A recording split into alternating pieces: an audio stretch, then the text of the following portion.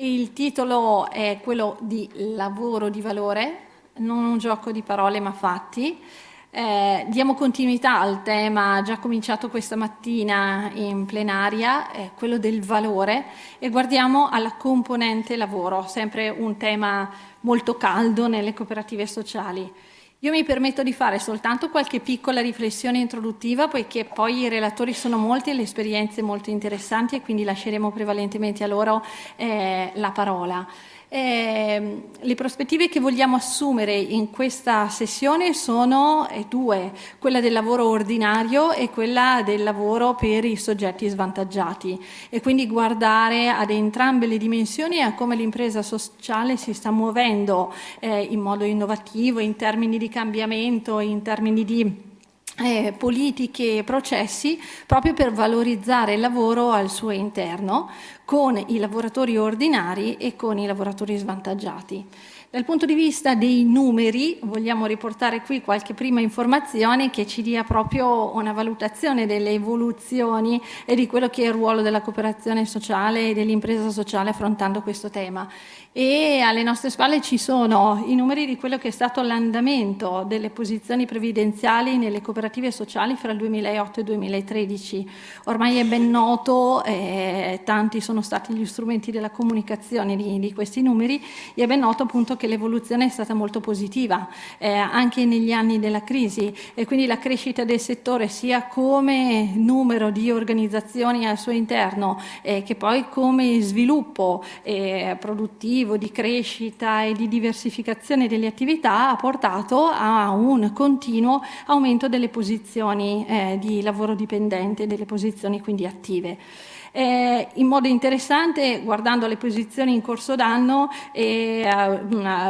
dividendole sia per aree geografiche che soprattutto guardando poi alla composizione femminile e giovanile, vediamo la marcata incidenza della presenza delle donne e dei giovani all'interno della forza lavoro. Quindi sappiamo che questi sono già primi elementi che fanno emergere il valore delle cooperative sociali e delle imprese sociali nella componente lavoro. Abbiamo anche i dati più aggiornati rispetto ai valori assoluti delle posizioni occupazionali presenti all'interno del settore, in particolare i lavoratori remunerati complessivamente nel 2005 erano 440.000 circa, e i dati non ancora resi noti però presenti ed elaborati secondo le informazioni dell'INPS parlano per il 2018 di oltre 600.000 posizioni lavorative, 601.000 per la precisione, e quindi i numeri continuano a darci conferma di un settore che continua a generare occupazione. La riflessione è sempre anche quella su ma è lavoro di qualità, e qui sappiamo che le accuse nei confronti dell'impresa sociale, della cooperazione sociale, ovvero i bassi stipendi, quelli che possono essere lo sfruttamento del lavoratore, sono accuse ben note. Con i dati della ricerca abbiamo smentito più volte queste affermazioni, lo abbiamo fatto negli anni, vero Carlo, che con me condivide qui la gestione della sessione. Ho cominciato a lavorare con Borzaga nel 98 e la prima ricerca che gestii con lui fu quella dell'analisi comparata del lavoro e degli assetti organizzativi in enti pubblici, imprese for profit e cooperative sociali, enti di terzo settore attivi nei settori di interesse collettivo. E già da quelle ricerche, i dati qui alle spalle lo illustrano puntualmente, ma ve ne faccio semplicemente una sintesi, già in quegli anni si riusciva a vedere come nelle cooperative sociali i lavoratori fossero mediamente più soddisfatti e più motivati intrinsecamente, quindi dal punto di vista del coinvolgimento delle componenti sociali e non economiche, dal proprio lavoro, più di quanto lo fossero appunto i dipendenti nel pubblico e nelle imprese di tipo profit attive negli stessi settori. Quindi dati che confermavano una qualità, se vogliamo appunto anche intrinseca del lavoro. Dall'altra, altre verifiche ci avevano portato ad osservare come questa soddisfazione, queste motivazioni si siano mantenute nel tempo, e quindi anche ricerche che abbiamo realizzato in anni successivi hanno evidenziato come la soddisfazione nei suoi valori medi, vedete la cooperazione sociale nel 98 e nel 2007, queste fotografie ci portano ad affermare una continuità di soddisfazione e di benessere del lavoratore, e questo benessere era determinato fondamentalmente, anche se non esclusivamente, da due dimensioni: quella dell'equità distributiva, equità salariale, quindi salari bassi ma percepiti come giusti, come appunto equi, appunto in termini di giustizia e di trattamento, replicando anche argomentazioni del mattino. E dall'altra ci fosse comunque un'elevata equità procedurale, quindi gli elementi delle relazioni, della comunicazione, del coinvolgimento fossero degli elementi premianti per il benessere dei lavoratori. Dall'altra, anche rispetto alla componente inserimento lavorativo di persone svantaggiate, ci sono tante conferme del benessere che si genera, anche percepito, anche materiali, nei confronti dei lavoratori svantaggiati, e di conseguenza c'è la possibilità di dimostrare ancora una volta anche con dati che non solo si incide sulle componenti del benessere più psicologico, ma anche su componenti di tipo molto pratico, molto oggettivo, come una formazione acquisita che diventa molto spesso una formazione di qualità, spendibile anche in prospettiva futura sul mercato del lavoro aperto. Inoltre, se si guarda agli inserimenti lavorativi, più ricerche confermano che c'è un valore anche di natura economica ulteriore generato dall'inclusione in cooperativa sociale, che è quello del risparmio per le pubbliche amministrazioni. Appunto le indagini portano ad affermare in maniera evidente anche questo elemento. La domanda che ci poniamo è: sono sempre trend positivi e quindi non dobbiamo preoccuparci della gestione del lavoro ordinario e svantaggiato all'interno delle nostre cooperative sociali, delle nostre imprese sociali? Beh, sicuramente i dati più recenti e un po' il sentire anche condiviso di molte imprese sociali parla di rischi di riduzione delle motivazioni in ingresso dei propri lavoratori, e parla di riduzione anche delle motivazioni intrinseche nel tempo, e quindi di un affievolimento progressivo del rischio di non sentirsi sufficientemente coinvolti nella mission organizzativa, sia dal punto di vista delle procedure che le organizzazioni applicano, sia dal punto di vista delle proprie condivisioni di obiettivi sociali e di comportamenti prosociali. Dall'altra ci sono richieste di integrazione dei bassi salari con benefit anche di tipo diverso. Pensiamo a tutte le politiche di welfare aziendale. C'è il rischio di riduzione del tasso di partecipazione alle assemblee e alla vita sociale da parte dei soci lavoratori, che sappiamo rappresentano una buona parte della nostra forza lavoro. Ci sono anche richieste di maggiore produttività che provengono proprio dalla spinta imprenditiva e imprenditoriale alle cooperative sociali, e che rischiano di compromettere la qualità del lavoro, causa lo stress, causa il dover ricorrere anche a soggetti più produttivi, e questo con rischi anche di flessioni rispetto agli inserimenti lavorativi. E allora la domanda che ci poniamo, o meglio che poniamo a coloro che intervengono in questa sessione, è: come rafforzare oggi il valore del lavoro, e quindi come farlo nelle proprie politiche organizzative, come farlo con riconoscimento del lavoro e del valore del lavoro anche da parte delle politiche pubbliche. In particolare vorremmo comprendere, con una serie di casi che ci verranno presentati, come si riesce a rispondere ai bisogni attuali dei nostri lavoratori, con elementi di conciliazione famiglia-lavoro, con controllo dello stress e delle dinamiche di lavoro, con la risposta ai bisogni economici molto concreti, in maniera diretta o indiretta, con il mantenimento di un'identità del lavoratore all'interno dell'organizzazione. Come si riesce a continuare a tenere elevata la componente intrinseca del lavoro, e quindi quella componente più motivazionale, la dimensione del coinvolgimento, della partecipazione, e quindi lo sviluppo principio che deve caratterizzare un'impresa sociale anche a livello di governance, e come rispondiamo alle necessità e alle evoluzioni anche rispetto alle persone svantaggiate, alle categorie di persone svantaggiate cui dobbiamo rispondere, al mantenimento di ruoli formativi, di crescita e di recupero delle categorie ordinarie di lavoratori svantaggiati, in particolare le persone più fragili, e come riusciamo anche a conciliare la produttività del singolo con la produttività organizzativa.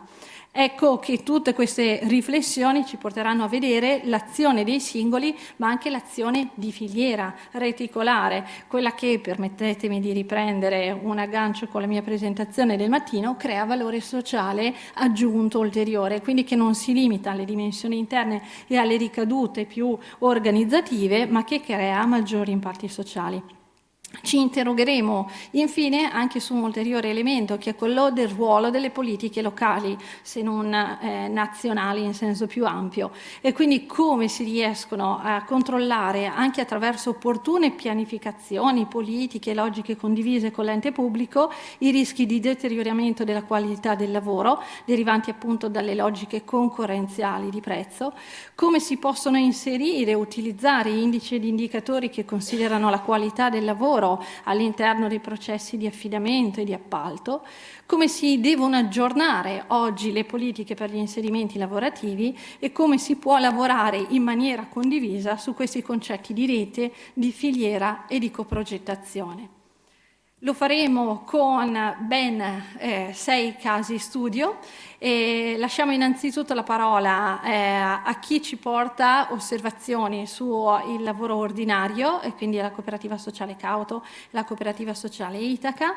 Parleremo poi appunto di profili ed evoluzioni anche sotto di natura politica, di relazione e di analisi di quelli che sono gli obiettivi futuri che non la singola organizzazione ma anche proprio il sistema e le politiche territoriali si devono proporre con Federsolidarietà Friuli Venezia Giulia, e poi passeremo agli inserimenti lavorativi e alle molteplici interessanti esperienze.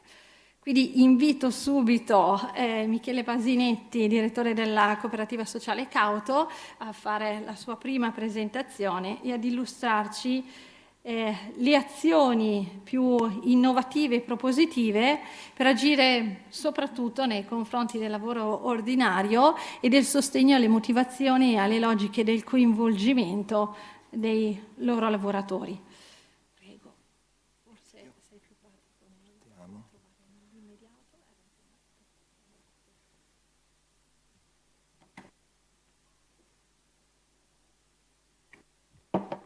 Ok, quando ho letto le domande che raccontavano un po' la sessione pomeridiana, quindi che ho riportato qua, mi sono un po' spaventato, nel senso che il tema è enorme, gli interrogativi erano molteplici, tutti molto interessanti, quindi come sempre poi quando si preparano le presentazioni è anche un'occasione per fare mente locale su quello che si sta facendo, e provare a dargli un ordine perché possa essere utile anche a chi lo si racconta. E ho provato a estrapolare dalle varie domande che anche Sara ci ha esplicitato poco fa alcuni quesiti che mi hanno, diciamo, sollecitato alcune riflessioni sulla base dell'esperienza che abbiamo avuto all'interno della cooperativa e nel territorio che abitiamo. Quindi li ho riportati qui perché sono, secondo me, le domande a cui cercherò di rispondere, non in termini assoluti, quindi non ho minimamente la velleità di fornire risposte di sistema generali che valgano per tutti, ma sono risposte che derivano un po' dall'esperienza che abbiamo fatto, da studi, da una formazione, anche da una passione sui modelli organizzativi, coniugata con la realtà nella quale ho la fortuna di lavorare. Quindi il tema della motivazione, la soddisfazione, il buon lavoro, e anche quali sfide, cioè quali sono le sfide che secondo me, secondo la mia esperienza, dobbiamo porci per continuare a sostenere il benessere dei propri lavoratori. Non voglio annoiarvi con chi siamo e quant'altro, però 2 note di contesto, nel senso che il contesto per me è un po' il terreno, no? È un po' come se fosse il terreno da cui prendono vita le piante, quindi i lavoratori, la motivazione, quindi senza quella fotografia si rischia di essere un po' generici. Quindi siamo una cooperativa sociale di tipo B, Cauto ha circa 25 anni di vita, siamo oggi circa 480 lavoratori, di cui 150 soci, no, non è un di cui perché ci sono anche volontari, una percentuale di inserimento lavorativo calcolata secondo la 381 quasi al 44%, facciamo tante cose varie e collocate in luoghi fisici diversi, quindi non abitiamo un unico spazio fisico e non facciamo un'unica attività, ne facciamo tante diverse, non è né un bene né un male, ma è appunto una fotografia. Il contesto, secondo me, va rappresentato in termini fotografici ma anche evolutivi, nel senso che le cose che stiamo facendo e che faremo dipendono molto anche da dove veniamo e dalla storia che abbiamo avuto. Ho provato a riassumerlo, non l'avevo mai fatto, quindi grazie perché il fatto di venire qui mi ha obbligato a provare a sistematizzare alcune cose. Ho provato a ripercorrere gli ultimi 8 anni mettendo un po' di informazioni che secondo me potevano essere significative. Quindi sulla prima riga i lavoratori, quindi vedete la progressione. Se io penso alla dimensione di una piccola e media impresa bresciana, che è il territorio nel quale noi operiamo, ogni anno di fatto siamo cresciuti quasi di una PMI bresciana. La struttura organizzativa è cambiata, non credo di dire nulla di nuovo, però venivamo da una storia con un CDA storico costituito dai fondatori, gli dei dell'Olimpo, venerati e quant'altro, che facevano tutto, ruolo politico, ruolo strategico, ruolo operativo, venivamo da lì. Con una cultura organizzativa molto basata sul fare, e sul fare intendo dire sul fare bene, quindi una grande laboriosità, non per niente Cauto è l'acronimo di cantiere, autolimitazione, ma di cantiere, quindi la laboriosità è stato un elemento da sempre connotativo e con innovazione, nel senso che Cauto ha sempre progettato servizi ecologico-ambientali, che è l'ambito nel quale noi operiamo, devo dire innovativi da sempre. A un certo punto i consiglieri storici si sono massacrati, quindi spaccatura e quindi dinamiche relazionali, anche questo credo sia comune a centinaia di cooperative, e quindi si è detto creiamo una direzione. Da un lato perché c'era questa spaccatura e quindi quel gruppo molto coeso che aveva portato avanti la cooperativa non funzionava più, dall'altro perché i numeri non consentivano più la presenza di un solo organo che come dire, traducesse e lavorasse sul tema politico, strategico e operativo, e quindi c'era bisogno un po' di separare questi due ambiti. Però per 3 anni, quindi dal 2013 al 2015, è nata una direzione ma senza deleghe formali e senza che venissero definiti gli ambiti. Quindi oggi la definisco una fase di transizione, analizzandola a posteriori, ma anche di grande sofferenza. E lì questa direzione, senza poteri formali, senza delega, ha iniziato a ragionare non solo sul fare, che veniva anche dal passato, ma anche sul far sapere, quindi sul provare anche a comunicare. E quindi, non so, stamattina Elisa Kiev parlava del brand, si è detto ma facciamoci riconoscere, abbiamo iniziato a fare questi tipi di ragionamenti. Sia la storia che questi 3 anni sono sempre stati però molto concentrati su una focalizzazione sul governo, cioè su proprio l'organigramma, le cose, anche con tutti i limiti, ma lì non si era tanto sui processi, sui metodi, sugli scambi.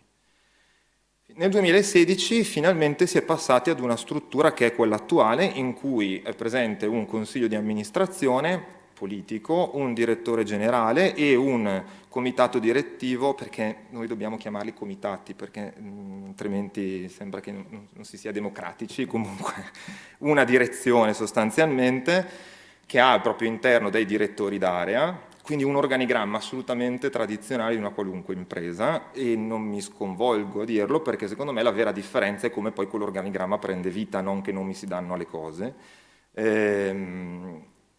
Con delle deleghe formali, quindi con un processo di delega formale, riconosciuto, esplicito, diffuso, e con una ridefinizione chiara di compiti, ambiti di azione, obiettivi, in cui si è iniziato a ragionare, e questo lo fotografo a posteriori, anche sul tema non solo del fare, non solo del far sapere, ma anche del saper fare, e quindi pianifichiamo, guardiamo un orizzonte di lungo periodo, scegliamo cosa facciamo e cosa non facciamo, perché non sono sempre tutti i treni che passano quelli da cogliere, e soprattutto anche sul far fare e quindi sui processi di delega interna strutturati, sul coinvolgimento e sulla partecipazione.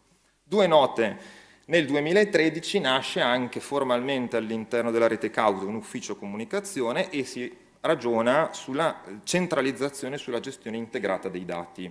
Anche qui è un fatto, secondo me ha un senso interessante.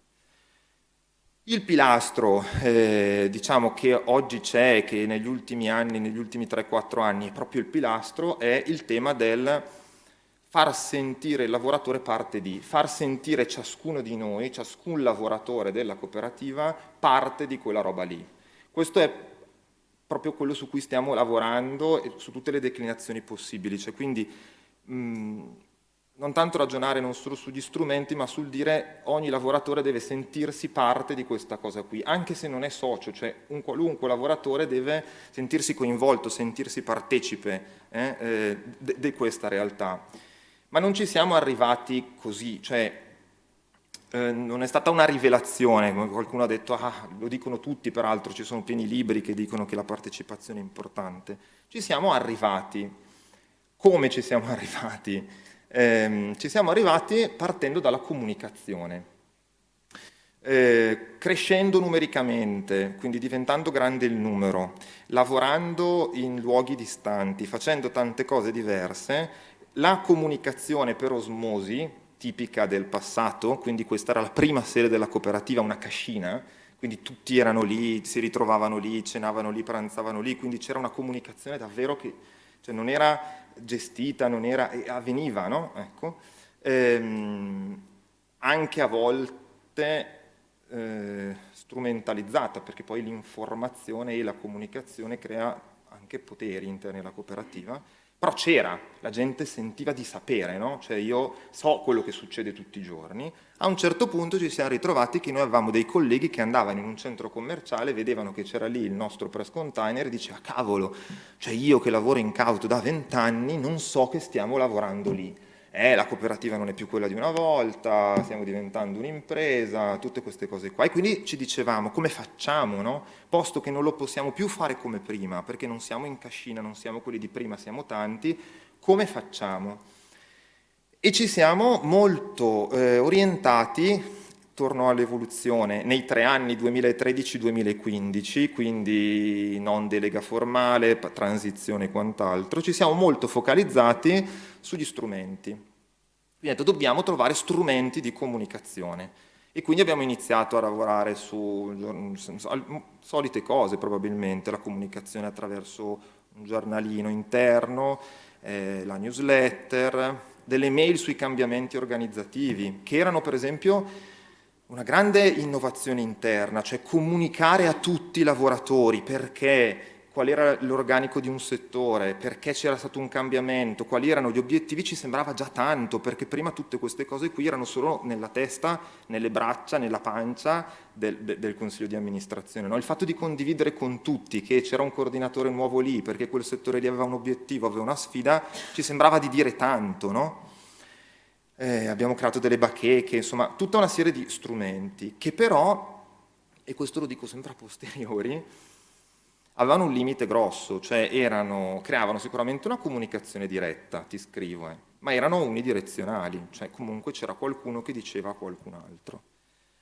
E questa cosa ha sicuramente generato, ma non ha risposto al sentirsi parte di.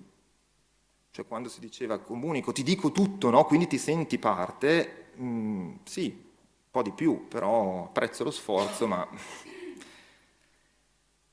fino ad arrivare negli ultimi anni in cui in realtà la comunicazione non si è più ragionata in tema di strumenti, ma di percorsi, di processi.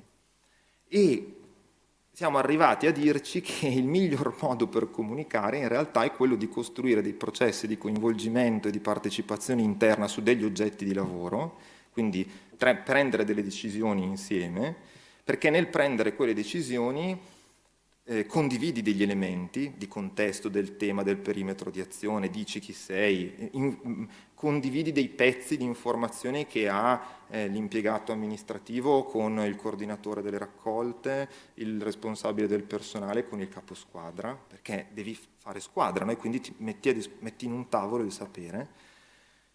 E quindi la comunicazione diventa un effetto indiretto, non è che io ti incontro per dirti delle cose, ma ci incontriamo per lavorare insieme su un oggetto di lavoro. Però per lavorare insieme ci diciamo anche delle cose e scopriamo delle cose insieme e soprattutto la comunicazione diventa un oggetto bidirezionale, per cui guarda te che anche il caposquadra delle raccolte, quando incontra il responsabile delle risorse umane su un oggetto di lavoro, gli racconta qual è la sua visione e magari la sua e quella dei suoi colleghi su quel tema lì, cosa che magari prima non avveniva. E quindi siamo arrivati al sentirsi parte al coinvolgimento, io lavoratore mi sento che posso, no, incidere su questa realtà attraverso un ragionamento sulla comunicazione interna, davvero imparando anche molto dagli errori che facevamo.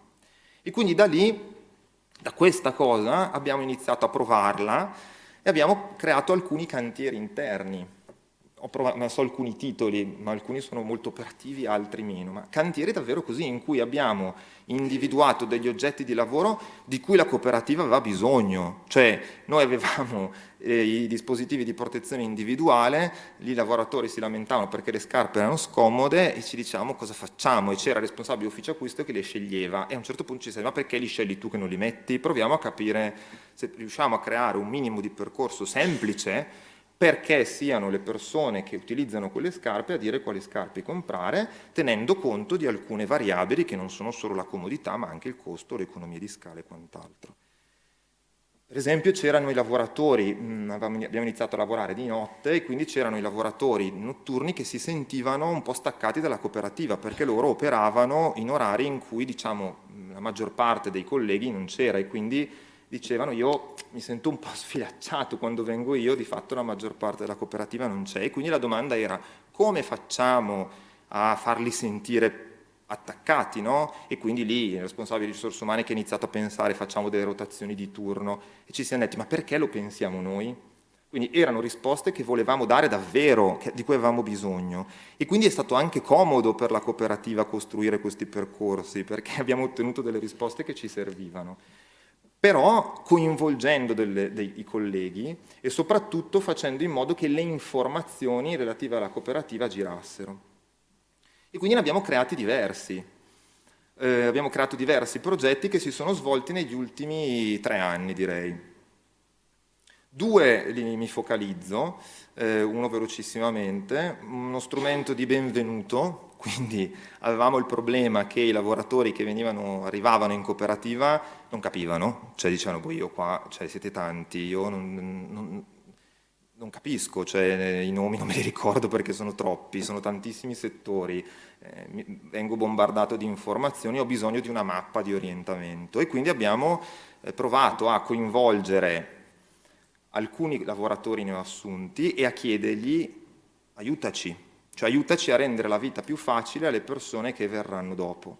E quindi abbiamo creato questo strumento che in realtà hanno creato loro, supportati da chi aveva competenze di comunicazione e quant'altro, tutte le illustrazioni le ha fatte un collega di un settore e i contenuti sono stati un po' messi a fattor comune da questi colleghi neoassunti che avevano vissuto questa esperienza. Questi colleghi sono quelli che l'hanno distribuito a 480 lavoratori. Cioè, quindi non è che il responsabile delle risorse umane a un certo punto è andato e ha detto guarda che ti do. No, questi qua che l'hanno creato abbiamo detto vabbè ma distribuitelo voi. E l'abbiamo distribuito anche a tutti i lavoratori, anche a quelli che erano lì da 20 anni. Perché lì si riassumeva un po', no? La cooperativa era stata anche l'occasione per fare ordine. Ma farlo distribuire a loro l'ha fatto sentire come roba loro. Se uno dei colleghi che l'ha realizzato sente una critica su quello strumento, non c'è bisogno più che intervenga il responsabile o il responsabile delle risorse umane. È lui che dice, ma cosa stai dicendo? Se un collega dice, la cooperativa però non ha messo dentro il tema X, la cooperativa, il collega dice, ma guarda che non l'abbiamo messo dentro perché ci abbiamo ragionato, che cazzo dici? Non c'è più l'intervento verticistico che bisogna... No, è una corresponsabilità diventa. Chiaro che se ne fa uno non serve a niente, se ne fanno tanti, uno che coinvolge 10, uno 20, uno 30, 480 lavoratori sono tanti, però iniziamo ad averne un po'. Per esempio un altro progetto interessante è stato quello sulla soddisfazione.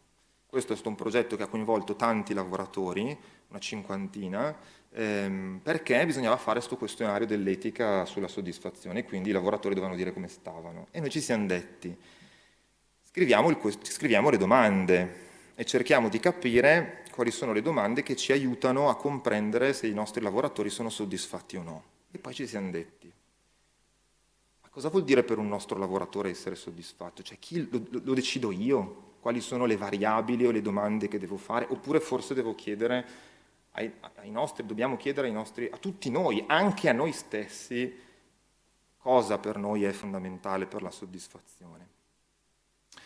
E quindi abbiamo creato questo progetto che è durato tantissimo, troppo forse, perché è stato un crescendo di pezzi, però in cui il punto di partenza è la smettiamo di dirci noi del Consiglio di amministrazione, della direzione, quali sono le variabili che per il nostro lavoratore incidono sulla sua soddisfazione, lo chiediamo a lui.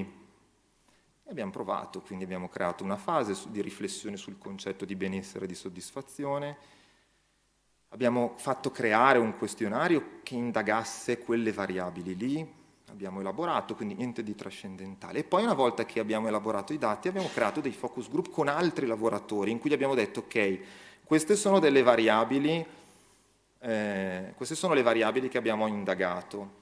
Quelle più critiche ci aiuti a capire cosa potremmo fare come cooperativa per migliorare la soddisfazione. Ma l'abbiamo chiesto a dei gruppi di lavoratori, coordinati e quant'altro, però lavorando con loro. E alla fine ne sono uscite, vado per non allungare troppo i tempi, ne è uscito un piano di azione. Quindi sono state identificate 9 macroazioni con dei sottosistemi in un orizzonte temporale fino al terzo trimestre 2020 che sono state presentate in un incontro plenario a tutti i lavoratori, in termini di chi voleva partecipare ovviamente. C'è stata una grossa partecipazione e la cooperativa ha detto questo è stato il percorso, questo è quello che ci impegneremo a fare, questi sono i tempi ed è un impegno che noi ci siamo presi.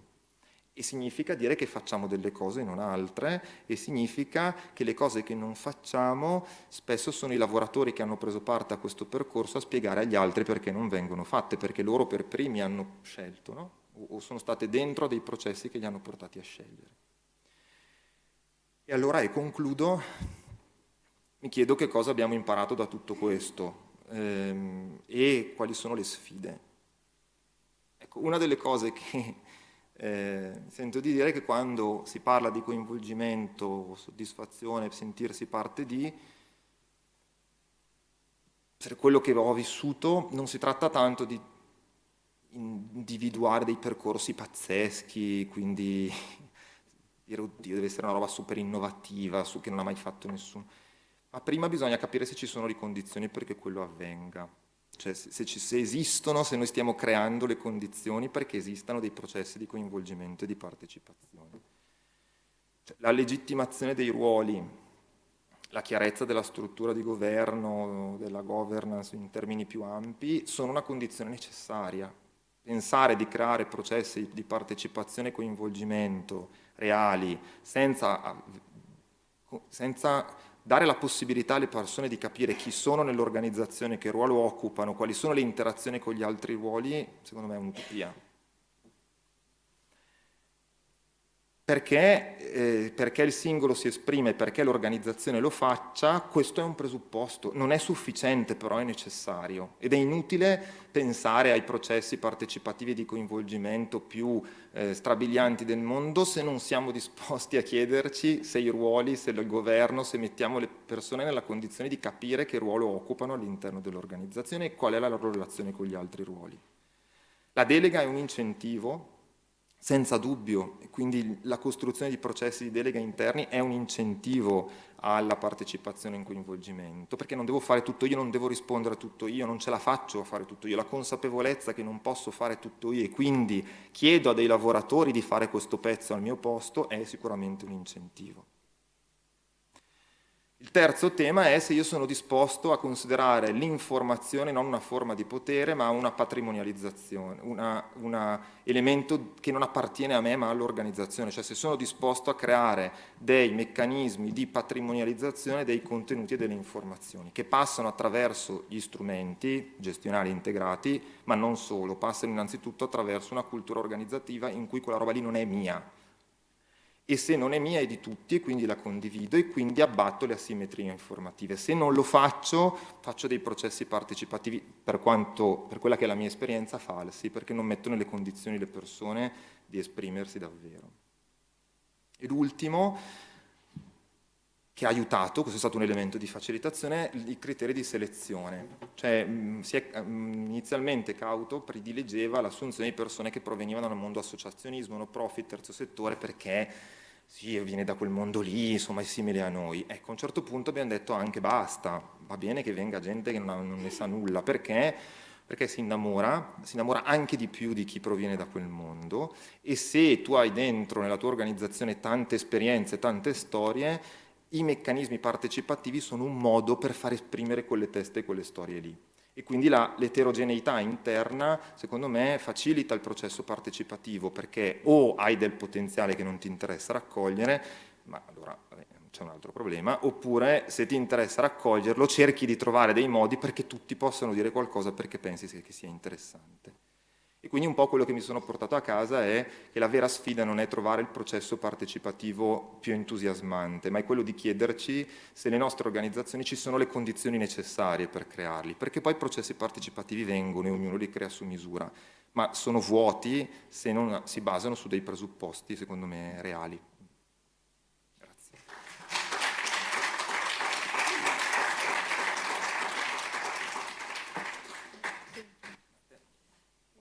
Chiedo a Michele di fermarsi un istante perché guardiamo se c'è una rapidissima domanda, direi se siete d'accordo, dal pubblico per chiarire qualche passaggio, qualche contenuto o brevissima curiosità, mentre poi lasceremo un momento più aperto di dibattito e di confronto fra tutti al termine delle presentazioni. Qualche domanda diretta, netta?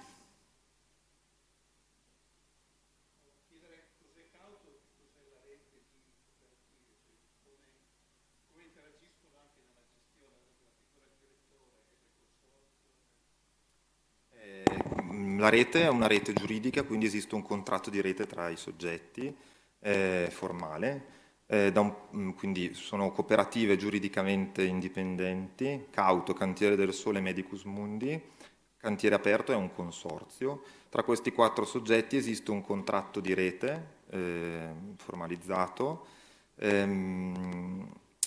Questa è la formalità. Da un punto di vista della gestione organizzativa, le cooperative sono dei settori, quindi il direttore è il direttore di tutte le attività, così come il responsabile del personale. Quindi chiaramente ogni cooperativa ha un proprio consiglio di amministrazione formalmente, ha un proprio bilancio, però la struttura organizzativa è assolutamente trasversale. E aggiungerei che il consiglio di amministrazione che governa un po' le decisioni politiche dell'intera rete è quello di Cauto, quindi la struttura formale è una struttura formale, non sostanziale.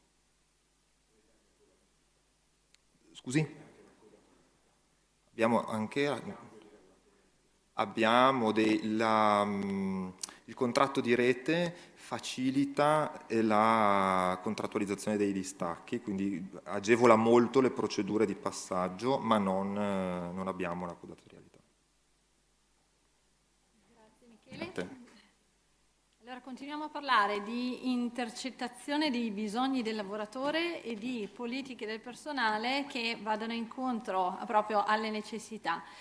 Chiediamo quindi a Paola Richiuti della cooperativa sociale ITEC di Pordenone di salire qui al microfono. Grazie.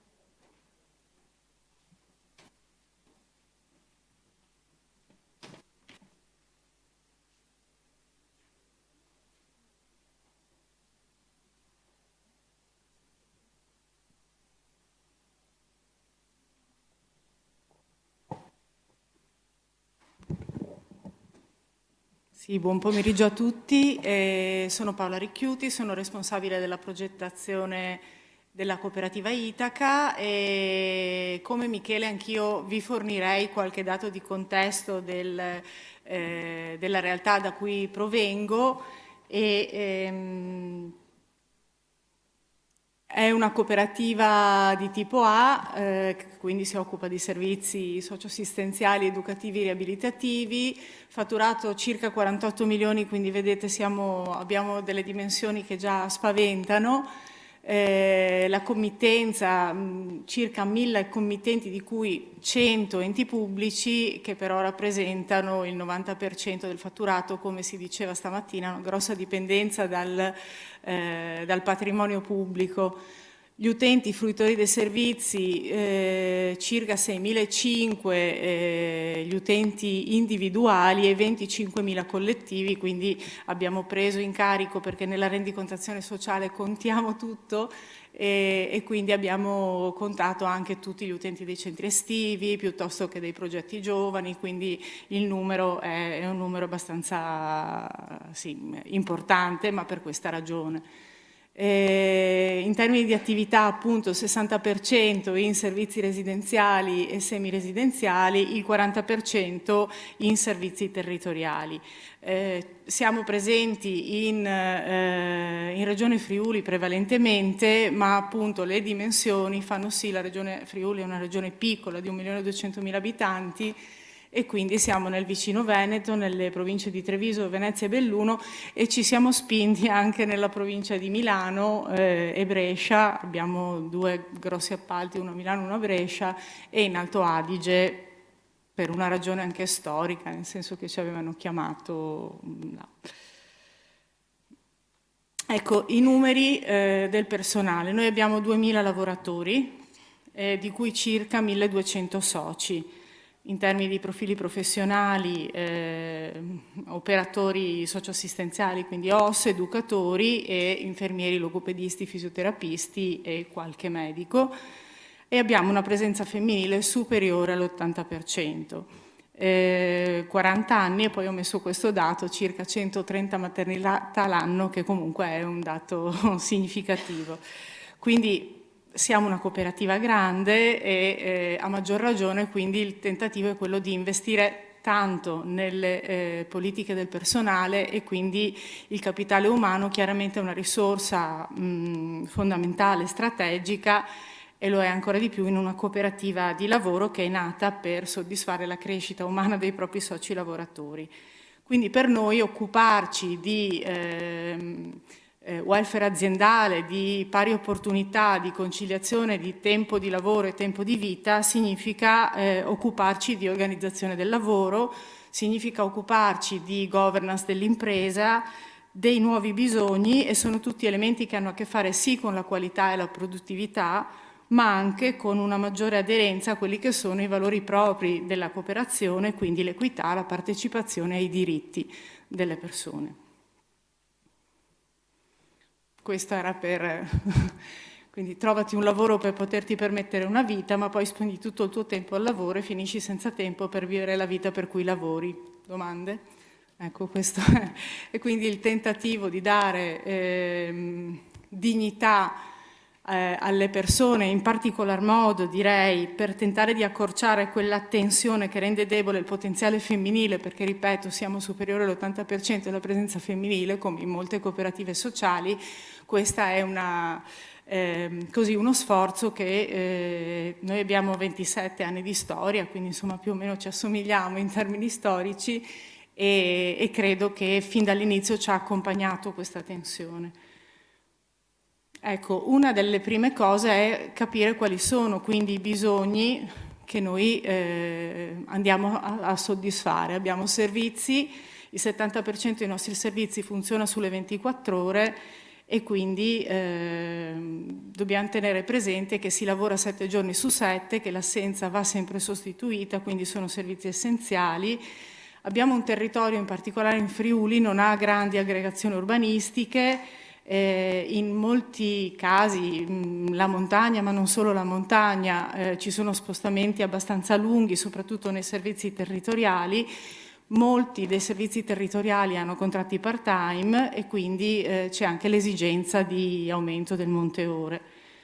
Una delle esigenze dei nostri lavoratori, in particolar modo delle nostre lavoratrici, è la custodia dei propri figli, e quindi nei momenti di chiusura scolastica una delle esigenze maggiori è quella di accudire i propri bimbi o bambine, e dall'altra parte una parte dei nostri lavoratori rimane senza incarico perché i servizi sono legati magari al tempo scuola. Quindi due necessità che diventano però due opportunità. Quindi una delle prime pensate della cooperativa è dare servizi di conciliazione alle nostre lavoratrici attraverso le nostre lavoratrici. Non so se riuscite a vedere, comunque ecco, questo era per cercare di dare un po' di storia di quelli che sono stati i passi della mutualità. Quindi diciamo che abbiamo subito introdotto alcuni elementi nel contratto di lavoro. L'integrazione della maternità al 100% è stato uno dei primi passi che abbiamo fatto, la nomina di un referente per le pari opportunità che quindi raccogliesse i bisogni di conciliazione e anche informasse su tutte quelle che erano le misure che la cooperativa metteva a disposizione. Dal 2011 anche tutta una serie di voucher monetari e altre misure, insomma, che magari dopo velocemente elenchiamo, ed è del 2011, quindi un po' tardi rispetto alla nascita, la prima ricerca strutturata che abbiamo fatto sull'analisi dei bisogni. E quindi focus group, questionari con tutti i lavoratori e tentativo di capire effettivamente quali erano i servizi richiesti. Abbiamo poi cercato di sistematizzare questi bisogni, abbiamo attivato un progetto che si chiama Itaca, un'isola di conciliazione, e sono stati attivati tutta una serie di servizi che poi sono stati erogati ai soci. Nel 2016 abbiamo fatto un'ulteriore ricerca ancora più strutturata, e adesso, se poi voi andate nel sito della cooperativa, trovate questa pagina che si apre, Itaca per te, che è diventato anche un opuscolo che diamo insieme, molto simile in questo al kit di benvenuto al nuovo socio lavoratore, dove ci sono tutti i programmi e i servizi che diamo a tutti i soci lavoratori e alle socie in termini di misure di conciliazione. Diciamo che sono 3 gli ambiti, se vogliamo dividerli: servizi di mutualità che eroghiamo ai soci, mutualità economica, e il terzo punto riguarda appunto la responsabilità sociale, quindi quali strumenti di governance e quali comportamenti organizzativi mettiamo in atto. Per quanto riguarda i servizi di mutualità, una scorsa molto veloce: progetto per il buon rientro. Sappiamo che molti dei nostri lavoratori e lavoratrici in particolar modo, già nel momento in cui sanno di essere in gravidanza, smettono di lavorare, non possono più portare avanti perché magari sono sia in contesto di residenza sia in contesto territoriale impossibilitati a proseguire proprio dalla norma, e quindi rischiano di star fuori dal lavoro anche un paio d'anni. Quindi quando rientrano in servizio, tanti sono i mutamenti che magari sia in termini organizzativi interni sia magari il contesto normativo esterno può essere cambiato, e quindi sia in termini di supporto alla lavoratrice psicologico ma anche in termini formativi c'è bisogno di rimettere in gioco al meglio e di dare le condizioni per lavorare. Quindi ecco, abbiamo messo in essere un percorso per chi rientra al lavoro, e poi tutti i posti riservati nei nostri nidi di proprietà, servizi di custodia bambini durante le riunioni, quindi sia le riunioni di equip, sia le riunioni consigli di amministrazione, assemblee, eccetera. Servizio di baby parking, che devo dire che è stato molto, che sono quelli appunto della conciliazione fra le lavoratrici che non lavorano d'estate e quelli che hanno bisogno che gli si tenga i figli. Il microcredito, quindi accordo con l'ente bancario per erogare dei finanziamenti ai soci che diversamente invece non sono bancabili. Questo effettivamente abbiamo dei soci che per ragioni varie non possono accedere ai finanziamenti, e questo è stato anche apprezzato. La sanità integrativa, che è diventata elemento contrattuale, la consulenza legale e una serie di convenzioni con fornitori e partner per le agevolazioni. Mutualità economica, alcune sono proprio dentro il nostro regolamento, quindi l'integrazione della maternità, i permessi retribuiti per i neopapà, quindi 5 giorni in più rispetto a quello che prevede la legge, alcuni voucher proprio in termini monetari. Ogni anno noi mettavamo 30.000 euro a disposizione per vari servizi, migliori inquadramenti per le figure assistenziali, il riconoscimento del 6° scatto di anzianità quando il contratto ne prevede 5, il prestito sociale con interessi lordi superiori a quanto può dare un istituto bancario, il ristorno, quest'anno siamo riusciti a dare sui 400.000 euro, e indennità di disagio per quelle figure professionali che non riescono ad avere, per esempio, mentre nei servizi domiciliari, nei SAD, i chilometri e il tempo di spostamento viene retribuito, non sempre è così per gli educatori o per altre figure. Quindi cerchiamo di dare un'indennità di disagio. Ecco, invece questo per quanto riguarda la responsabilità sociale, anche qua abbiamo un regolamento elettorale molto discusso in cooperativa, anche dalle donne, perché a parte il limite dei mandati, che questo riguarda tutti, ma ci sono le quote di genere, che non è bellissimo quando ci sono, perché significa che da questo punto di vista ci sono dei problemi, però per ora le abbiamo mantenute, anche se non abbiamo mai fatto ricorso. Su 16 consiglieri 9 sono donne attualmente, il consiglio di amministrazione da poco rinnovato, la presidenza fatta di una presidente e 2 vicepresidenti, 2/3 sono donne. Abbiamo la nomina della referente interna per le politiche di conciliazione, abbiamo tutta una serie di strumenti appunto di videoconferenza di cui abbiamo beneficiato anche di un contributo regionale per le sedi territoriali.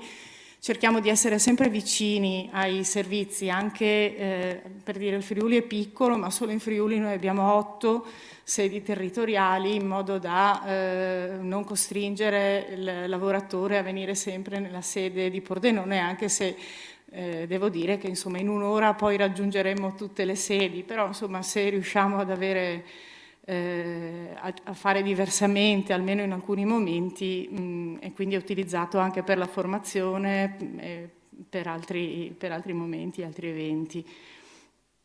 L'accesso in remoto per tutti i gestionali, i documentali.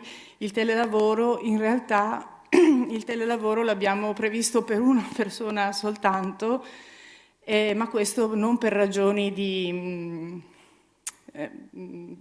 permesso, insomma, ma perché come lavoro di squadra effettivamente preferiamo, insomma, che le persone, purtroppo, anche se vengono da lontano, soprattutto la parte degli impiegati, eccetera, lavorino insieme, quindi 2 minuti, sì. La flessibilità, ecco, alcune figure operative inserite in turni agevolati, la rendicontazione, la declinazione al maschile e femminile in tutti i documenti istituzionali.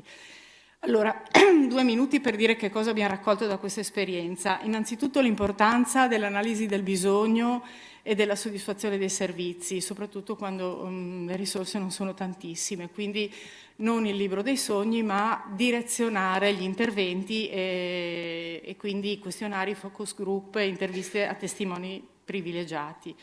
Puntare all'auto-organizzazione dei fruitori dei servizi di conciliazione, quindi il tentativo che una comunità territoriale dove ci sono più servizi si autogestisca, magari con la facilitazione di una persona, del coordinatore che dà una mano, però ecco, se magari allargando anche alla comunità circostante, quindi il fatto di per esempio attuare un baby parking o un servizio può aprirsi anche a chi non è della cooperativa.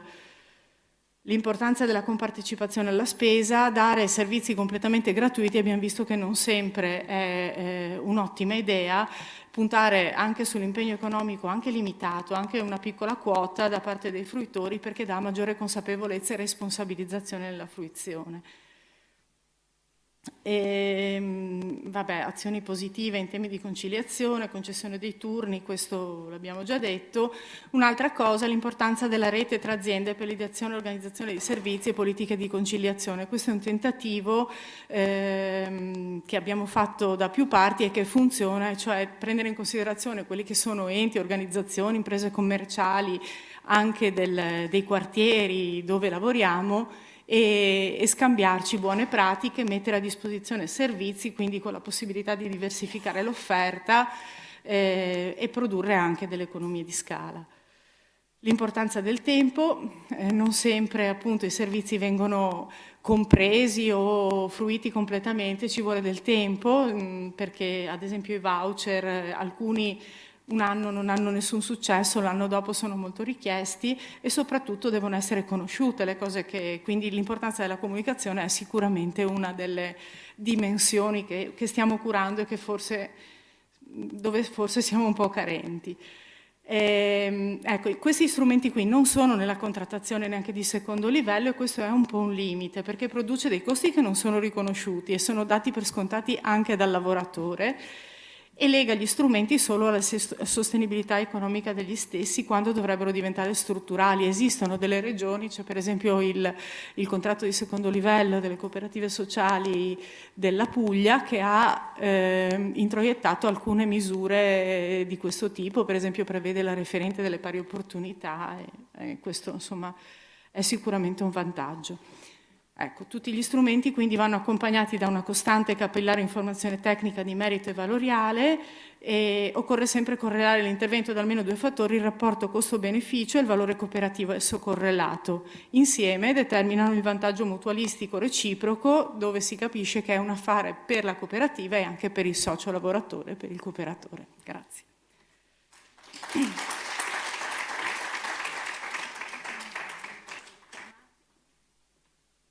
Anche in tal caso lo spazio ad una domanda rapida, se vi fosse dalla platea. Capiamo che forse c'è un interrogativo generale, che è quanto queste politiche siano riproducibili in contesti organizzativi anche molto diversi dal punto di vista dimensionale, di risorse economiche a disposizione. Ma credo che il rilancio a tutte sia proprio la riflessione conclusiva di come vadano analizzati i bisogni, vada verificata l'opportunità anche di concepire il sistema di rete e vadano analizzati i costi-benefici e i ritorni, quindi di natura sociale ed economica per la cooperativa e per il singolo. Secondo me è che ci sia questa attenzione a guardare i bisogni, certo, a analizzare i bisogni. Certo. Grazie mille quindi a Paola e alla cooperativa Itaca. Continuiamo a parlare di lavoro di rete e di visione del lavoro dal punto di vista anche delle politiche, dei cambiamenti che devono essere realizzati, che sono in corso. Lo facciamo con la voce di Luca Fontana, presidente di Federsolidarietà Friuli Venezia Giulia. A te Luca lascio lo spazio. Luca Fontana è anche, sì, ti monitoro io dicendoti che mancano 2 minuti, va bene?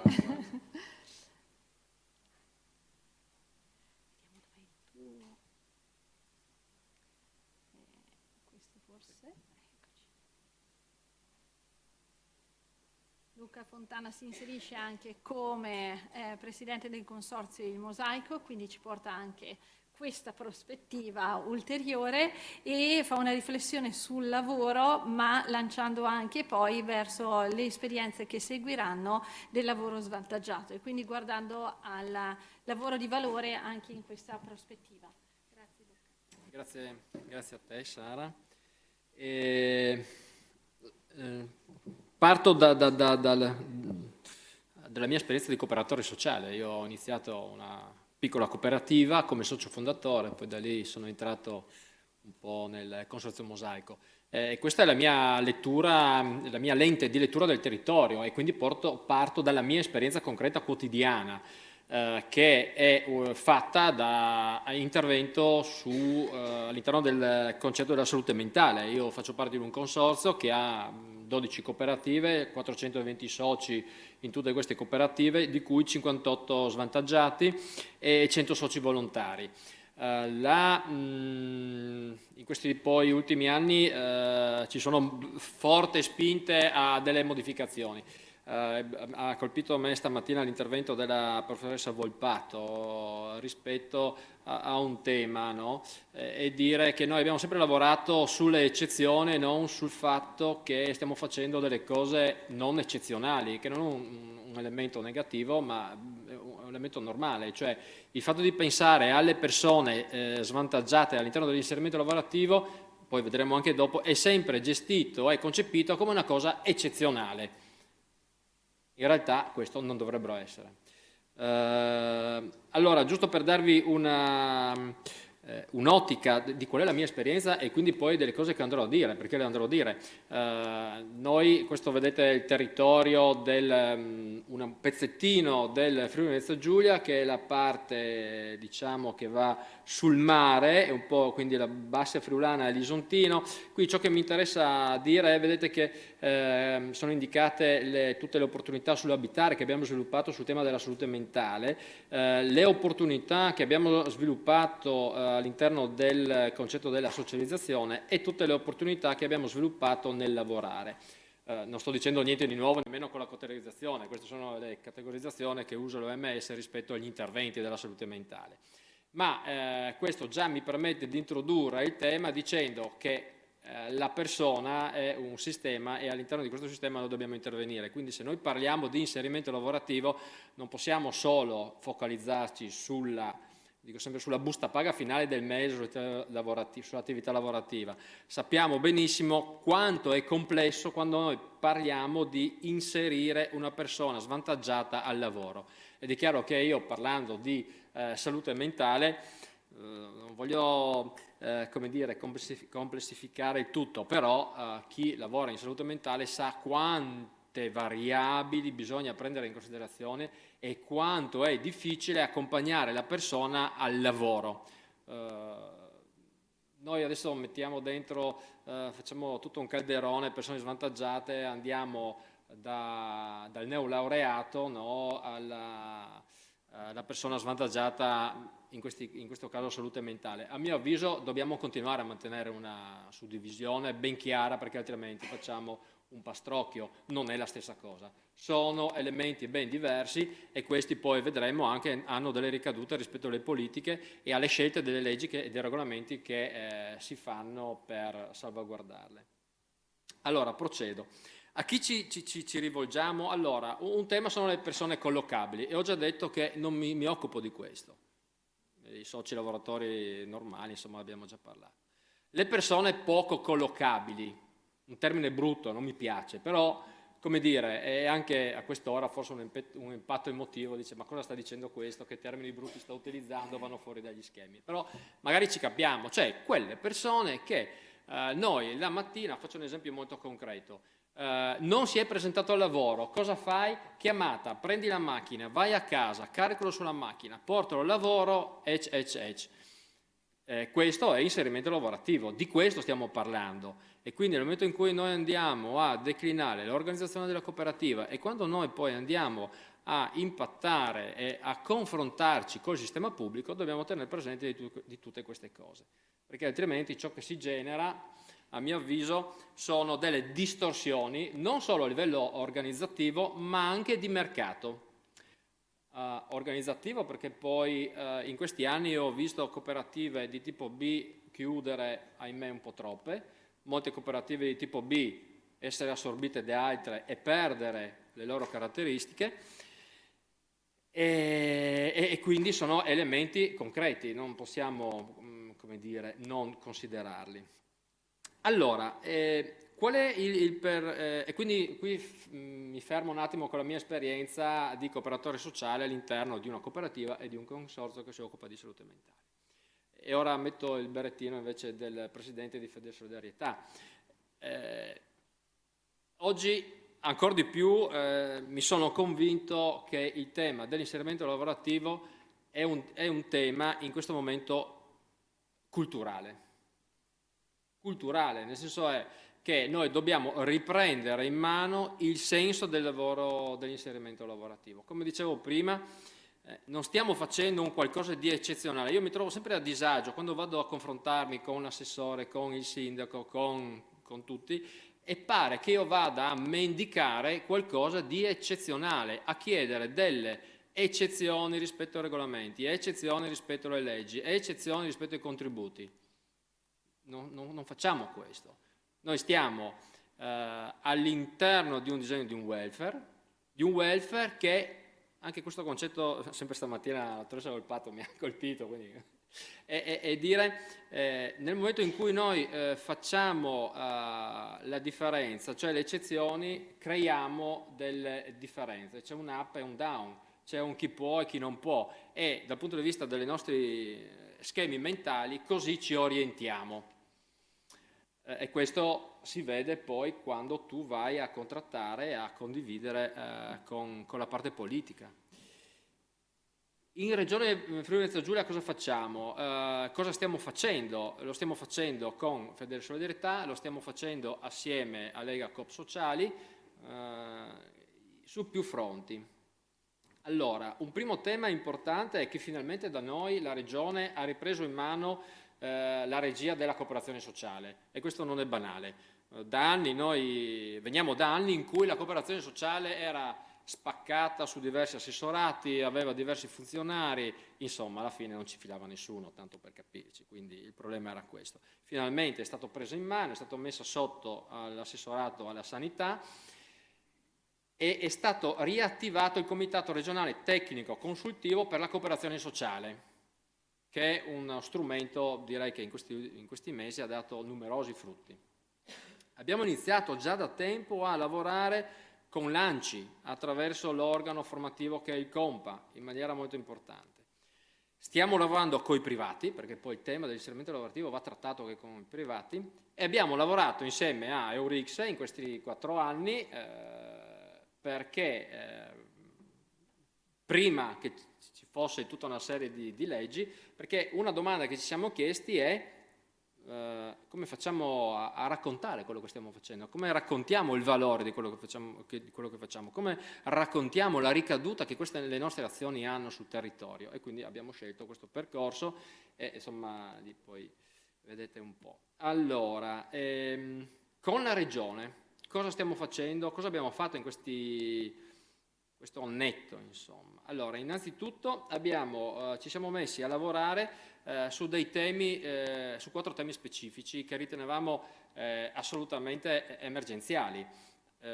Qui poi non ricordo chi l'ha detto, naturalmente dipende dalla storia di ciascun territorio, ok? Quindi immagino che delle regioni abbiano già dei regolamenti. Noi in Friuli Venezia Giulia non abbiamo un regolamento, vabbè, per la gestione del farmaco questo è un problema nazionale, quindi penso che non siamo i soli. C'era il tema dei trasporti sociosanitari, abbiamo una deregolamentazione totale. C'era il tema della formazione. Noi in Friuli Venezia Giulia siamo ormai, ma credo questo è anche un problema nazionale, all'allarme rosso rispetto alle figure degli OS, degli infermieri, quindi questo è un tema importante, e c'era e c'è il tema degli appalti sulla cooperazione B rispetto ai temi dell'inserimento lavorativo.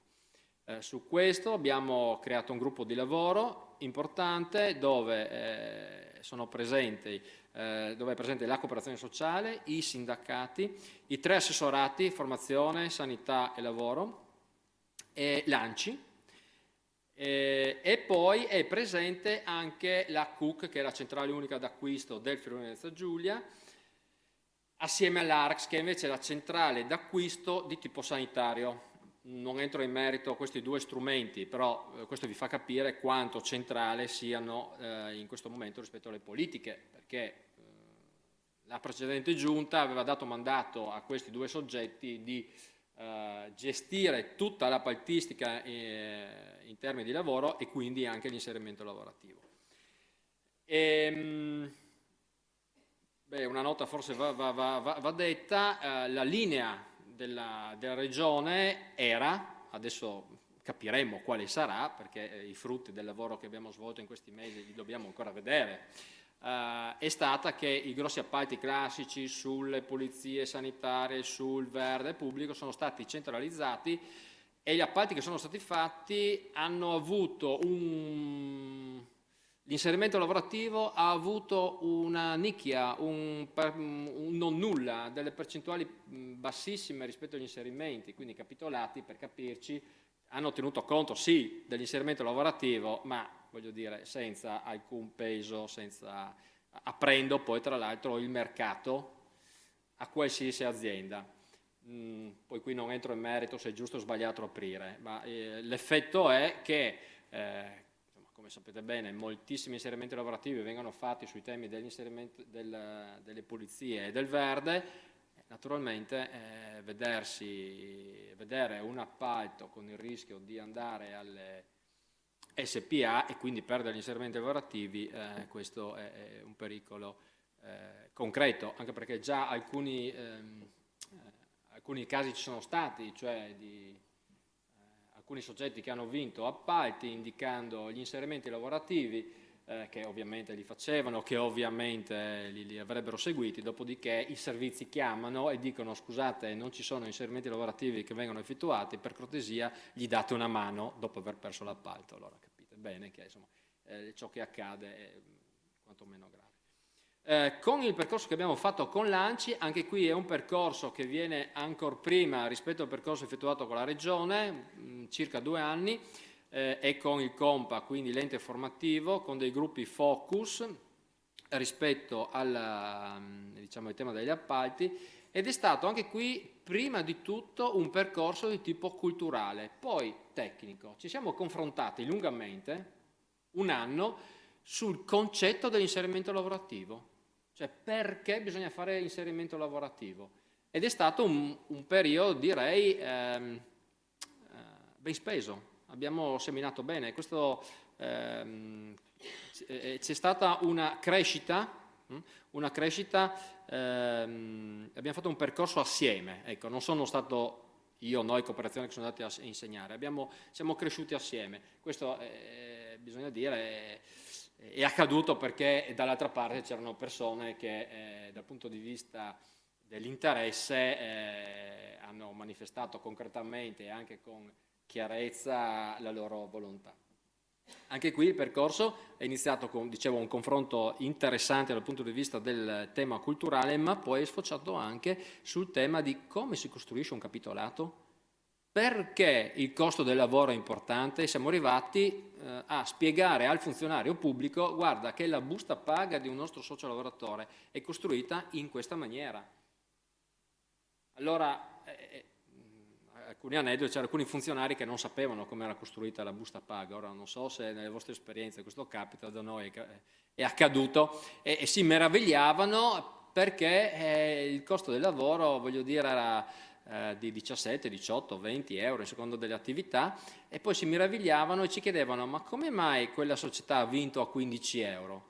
Devo dire anche qualche cooperativa a 15 euro, quindi non siamo santi, quindi attenzione, voglio dire, come mai? Chieditelo perché poi vincono l'appalto e non inseriscono la persona svantaggiata, oppure fanno finta di inserirla e poi la lasciano a casa. Il percorso con URIX, che cito perché è stato assolutamente importante, bilancio sociale, VIS, costi-benefici già attivato, ma questo è un percorso in divenire. Avremo un primo incontro con la Regione il 20, dove andremo a dire: ci sediamo attorno a tavola e cerchiamo di capire come fare assieme, come utilizzare quegli indici nei regolamenti, nelle leggi, nei capitolati che andremo a costruire, che abbiamo iniziato a costruire. I privati, 30 secondi, legge 68, articolo 14, a mio avviso, per l'esperienza che abbiamo, secondo me va riformata totalmente. Ora non so le altre esperienze, ma ciò che accade da noi è che non ci sono inserimenti, vengono fatti pochissimo, e gli uffici di collocamento mirato ormai si sono focalizzati su di loro, e ciò che fanno è costruire una struttura burocratico-amministrativa che tutela solo loro. Esito, gli inserimenti lavorativi non vengono fatti. Quindi questo è secondo me un tema. Cosa fare? E poi chiudo, riprendo, un'azione culturale. Siamo in un momento storico in cui dobbiamo rifare un'azione culturale, che non è semplicemente ripetere ciò che diciamo da anni, è un momento di riflessione, prima di tutto interna nostra, delle cooperative sociali, che va fatta assieme all'ente pubblico e anche ai privati che ci stanno. Cosa fare? Agire sulle norme. Il mondo è cambiato, non possiamo pensare di portare avanti degli inserimenti lavorativi con le norme e i regolamenti attuali, almeno questo rispetto all'esperienza del Friuli Venezia Giulia. Quindi sia delle norme che rispetto agli appalti pubblici e anche di norme che impattano sul privato, quindi la legge 68 articolo 14.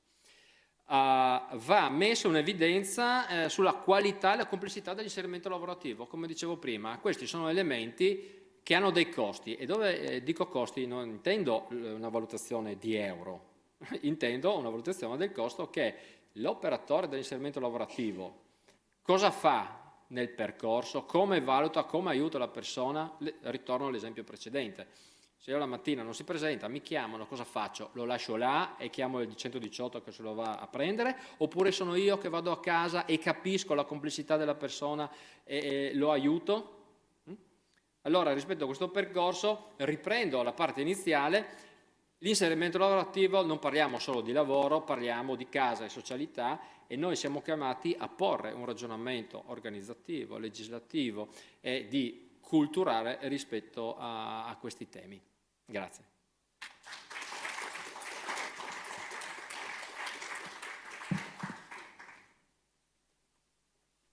A voi la parola, qualche domanda, riflessione, anche se sintetica.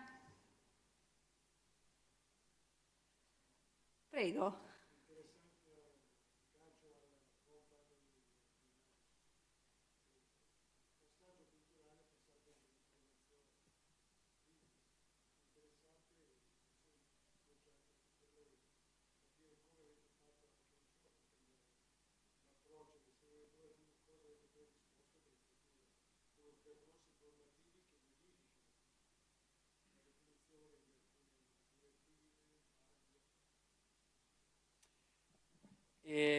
Allora, col Compa noi, oltre ad aver fatto questi focus, quindi sul tema B, abbiamo chiesto alla Regione di formalizzare un tavolo permanente su questo tema, e abbiamo, assieme anche a Lega Coop Sociali, attraverso dei finanziamenti, noi abbiamo la legge 20 con un regolamento che finanzia tutta una serie di azioni sulla cooperazione sociale, abbiamo chiesto al REVS, che non so se lo conoscete, insomma sono un soggetto di esperti giuridici, ad aiutarci a ragionare su questi temi, e quindi porteremo il 20 con Eurix e poi un paio di settimane dopo un altro incontro con la Regione proprio su questi temi con i funzionari, in modo da innestare questo processo di, prima di tutto, confronto culturale e tecnico. A questo punto andiamo in parallelo, siamo già un po' che lavoriamo con loro, ci conosciamo, e poi intanto seminiamo, speriamo di generare cose positive.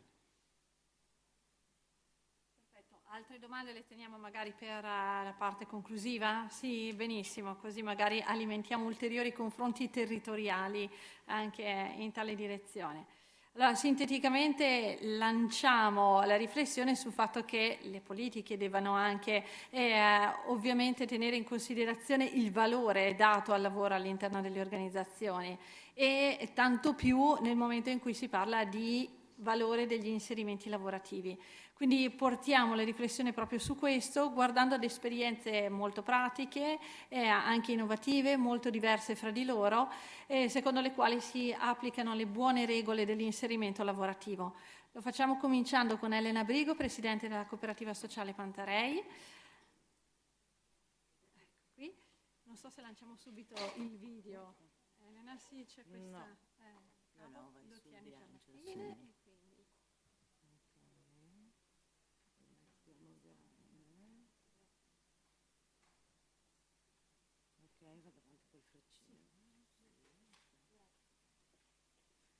Buongiorno a tutti, sono Elena Brigo e vi presento la Cooperativa Sociale Pantarei attraverso poche slide che rappresentano il bilancio sociale in formato slim dell'anno 2018. Noi siamo una piccola cooperativa rispetto alle realtà che mi hanno preceduto. Siamo di Verona, siamo una cooperativa a scopo plurimo, quindi sia A che B. Abbiamo 2 servizi residenziali per pazienti psichiatrici e la maggior parte, diciamo, del poi impegno della cooperativa sta nella parte B, per la quale ci occupiamo di dare opportunità di lavoro sempre a persone che provengono dall'area della salute mentale. Quindi qui è descritta brevemente la nostra mission. La cooperativa è nata nel 2001, all'inizio un pochino insenua a quello che era un pensiero che partiva dal Dipartimento di Salute Mentale, che allora era un po' più sensibile al tema degli inserimenti lavorativi in psichiatria. Man mano in questi 18 anni la cooperativa ha scelto di pian pianino autonomizzarsi sempre più e come dire, portare avanti la propria azione non indipendente, non proprio, ma comunque tracciando un pochino delle linee personali, visto la grande commistione iniziale con il Dipartimento di Salute Mentale. All'interno della nostra azione le parole che in qualche modo determinano la qualità del nostro fare sono quelle che vedete qui, quindi il tema principale che come dire, attraversa tutta l'azione della cooperativa di tipo B è il lavoro vero, cioè di considerare come possibile e non eccezionale, riprendendo un pochino le parole dell'intervento che mi ha preceduto, l'idea che anche le persone che hanno una patologia psichiatrica possano lavorare avendo un lavoro vero, quindi remunerato, quindi con degli orari, quindi con la 13ª, nel nostro caso anche con il premio produzione a fine anno, con tutto quello che diciamo caratterizza il lavoro tradizionale, come è stato presentato prima, dato che in ambito diciamo di salute mentale il lavoro si trascina diciamo anche una storia un po' discussa come quella dell'ergoterapia, quindi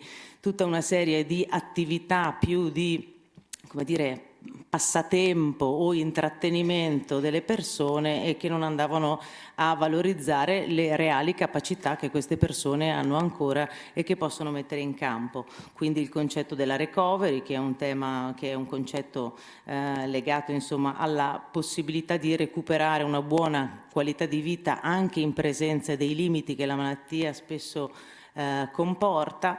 Il tema della diagnosi. Nella nostra cooperativa non ci sono diagnosi che sono escluse da questa possibilità di percorso di inserimento lavorativo, per cui tutte le persone che in qualche modo arrivano in contatto riescono ad avere un'opportunità, sempre ovviamente calcolandolo sulla base di quelle che sono le commesse che noi abbiamo.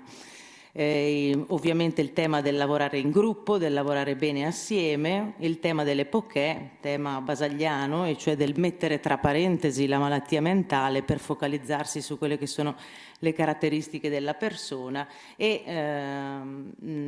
centrale il tema della ridefinizione del rapporto tra soggetto e lavoro, per cui nella cooperativa sostanzialmente si fa un'operazione di ridefinizione e di, come dire, il lavoro diventa proprio un abito sartoriale, costruito attorno alle caratteristiche della persona. Nel nostro caso sono una molteplicità di fattori anche molto problematici, per cui diventa un abito a misura che comporta tutte quelle che possono essere le attenzioni sull'orario, la mansione, i momenti di, la necessità di momenti di cura, di riposo e quant'altro.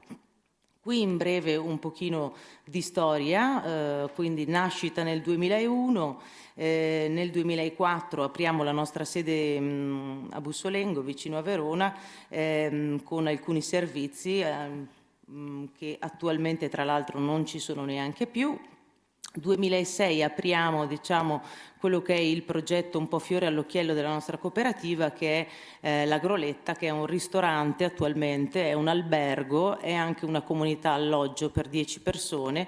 E dico fiore all'occhiello nel senso che rappresenta molto bene quello che è l'idea che attraversa la cooperativa, e cioè come tutta la parte di residenzialità, che non è sicuramente facile nell'ambito di salute mentale, possa integrarsi molto bene anche con tutto quello che è il discorso del lavoro, per cui nello stesso luogo, nello stesso spazio, ci sono sia le persone, le 10 persone che sono ospitate in comunità, che il ristorante che ogni giorno vede arrivare i clienti, che l'albergo, per cui una integrazione, un contatto nello stesso luogo molto forte.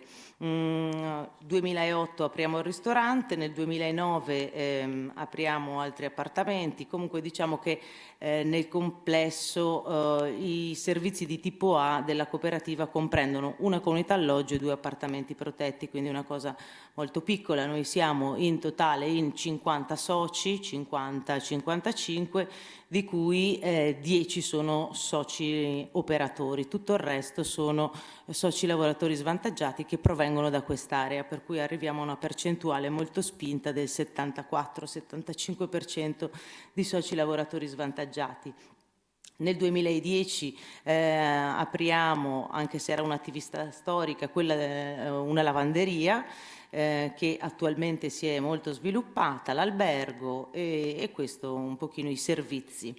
Allora, qui brevemente sono descritti appunto i servizi di tipo A, che però vi dicevo sono molto integrati con il tema del lavoro, per cui anche nei 2 appartamenti protetti si cerca di lavorare sia in ambito di residenzialità, ma di integrarlo con il tema del lavoro, per cui tutti i soci e tutti gli ospiti che sono residenti nelle 3 strutture di tipo A sono anche soci lavoratrici della cooperativa nei vari settori.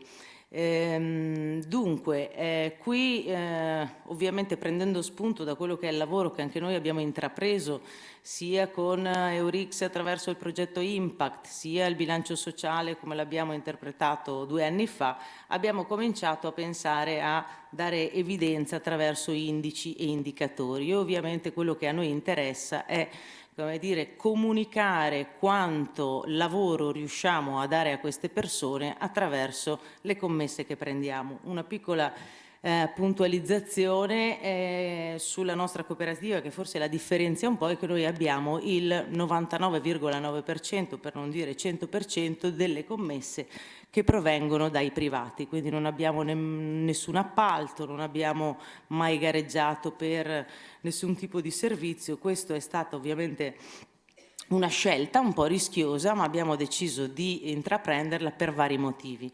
Innanzitutto perché ci ha dato la possibilità di misurarci rispetto alla qualità dei prodotti che forniamo, e quindi il privato chiaramente è come dire, un interlocutore da un lato esigente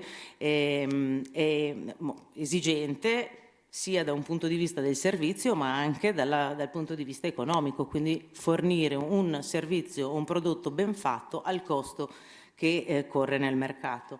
Dall'altra parte, e forse è la ragione un po' più importante per noi, il fatto di vendere i nostri servizi e prodotti ai privati ci consentiva di comunicare in maniera molto più forte, molto più ficcante quello che è il tema principale della cooperativa, quindi superare lo stigma, la paura e il pregiudizio nei confronti dei pazienti psichiatrici, vendendo direttamente a un privato che può cogliere il valore di questo progetto sociale, potendo prima apprezzare la qualità del prodotto per poi capire che dietro c'è questo grande impegno sociale, quindi accorciare molto le distanze tra quello che è il cittadino e il tema della salute mentale, senza passare attraverso diciamo il contenitore del comune XY, che spesso sfilaccia un po' questo contatto diretto tra cittadino e persona con patologia psichiatrica. Questo avviene un po' in tutti i nostri servizi, per cui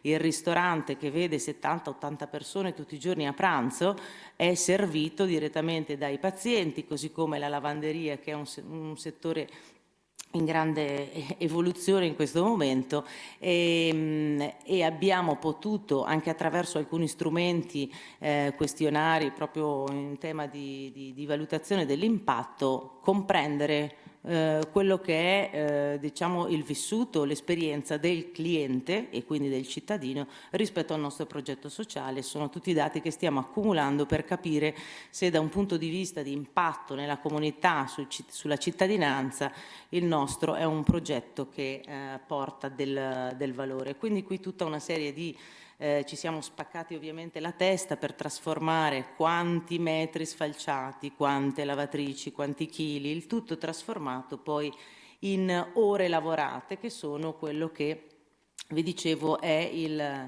l'obiettivo principale, dare a queste persone delle opportunità di lavoro, di remunerazione, di recupero di cittadinanza, di diritti, di senso, di partecipazione attiva.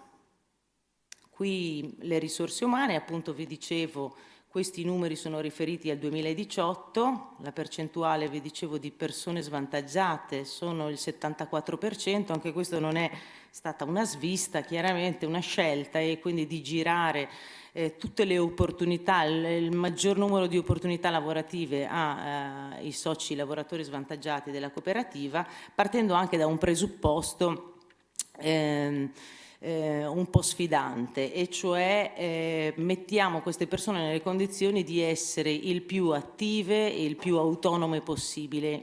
Io parlo del mio ambito perché altri li conosco poco, però in genere la persona con patologia psichiatrica è pensata come persona che deve avere almeno 15 persone attorno che lo controllano, lo guardano, lo stirano, lo lavano. In realtà, messi nelle condizioni giuste, sono persone che hanno la possibilità di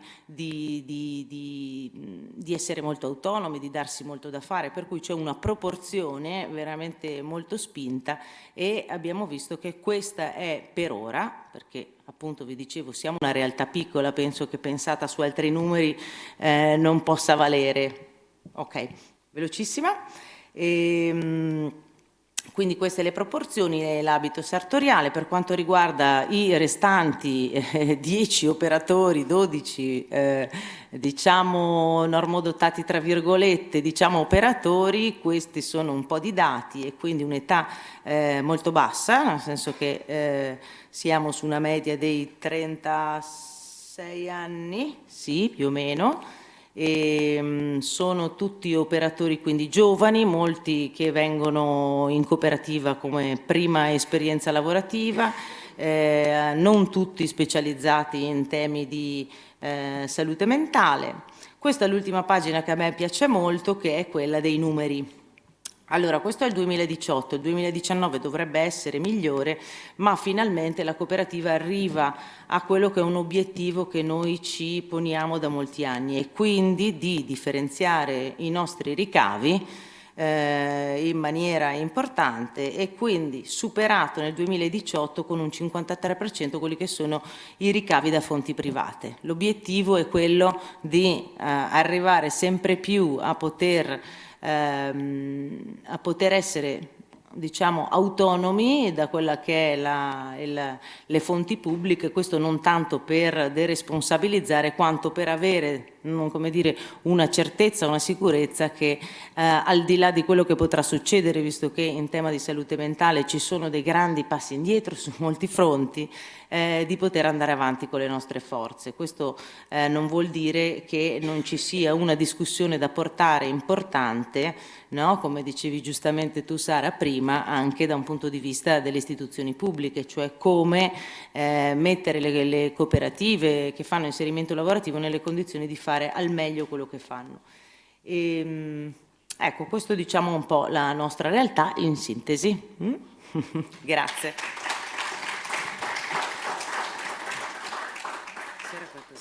Domande dalla sala? Qualche riflessione? Molto interessante il discorso della sostenibilità del ristorante, ho visto tantissime esperienze fallire in questo senso, quindi il fatto che riusciate, tra l'altro con una percentuale molto alta di svantaggiati, a mantenere in piedi sia il ristorante che la comunità, più volte ho visto questo tipo di esperienza, che è una bellissima esperienza, ma vista anche magari molto sui numeri. Invece voi riuscite a sostenerla da più di 10 anni, quindi non vedete funzione. Sì, è stato, diciamo, un percorso di lacrime e sangue, quindi arriviamo a questo risultato dopo ben 12 anni di durissimo lavoro, in cui sostanzialmente il ristorante e l'albergo sono stati finanziati da tutte le altre parti della cooperativa, quindi la lavanderia, il piccolo settore di verde, ha messo tutto quello che poteva su quel servizio lì. Adesso siamo a un punto, sarà il radicamento sul territorio, sarà perché i soci lavoratori svantaggiati hanno acquisito delle buone competenze e non hanno nessuna voglia di essere ricollocati da un'altra parte, no? Sfidando un po' il tema che le cooperative sociali sembrano che siano delle navi che trasportano le persone a condizioni migliori. Questo lo dico sia per i pazienti o per i soci svantaggiati che per i lavoratori ordinari. Cioè, sembra sempre che qualcuno debbano andare da qualche altra parte dove staranno meglio. Succede, tra l'altro. E comunque, ecco, finalmente ci siamo arrivati e quindi una bella soddisfazione.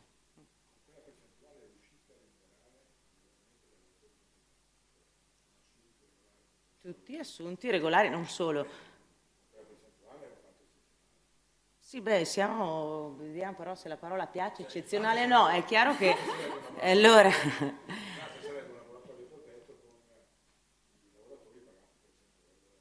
Allora, noi abbiamo contratti, come dicevo, molto a misura, per cui ci sono persone che possono lavorare 10 ore a settimana, chi 15, chi 20, sì, sono tutti assunti, tutti remunerati.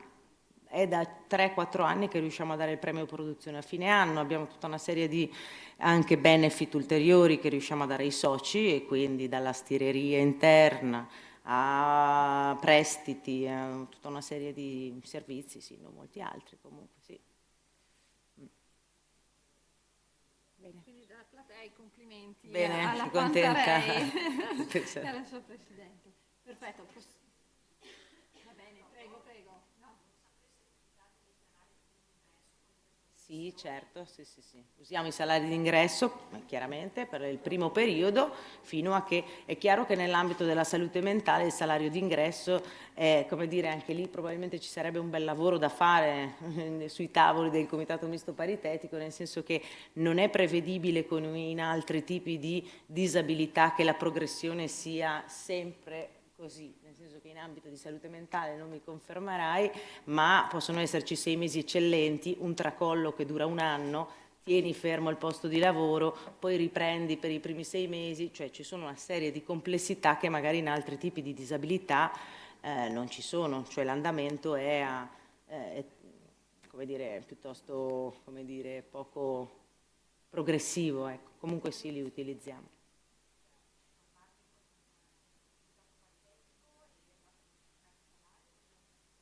Non ho capito la domanda, scusa.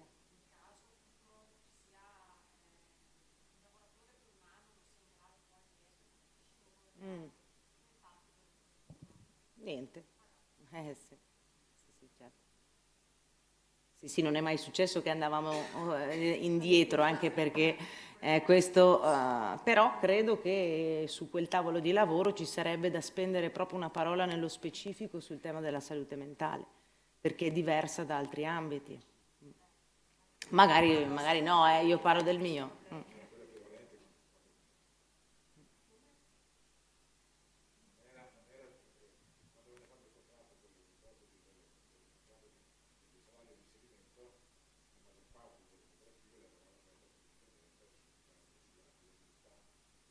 Fisica, certo. Mentale. Fu un periodo in cui si cercò di capisce del governo quando è stata la legge del 68 di consentire il rientro in cooperativa all'impresa esterna. Il lavoratore collocato all'esterno poi poteva entrare in cooperativa, quella cosa non è cose derivate dall'articolo 12,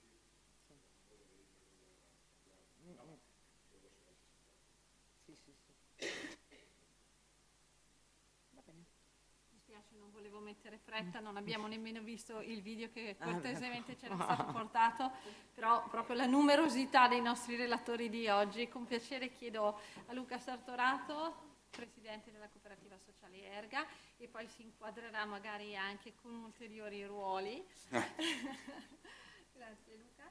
E continuiamo a parlare di delicato ma positivo equilibrio fra la dimensione imprenditoriale, la dimensione di impresa e la dimensione sociale con le pratiche del buon lavoro negli inserimenti lavorativi, portando l'esperienza nella cooperativa sociale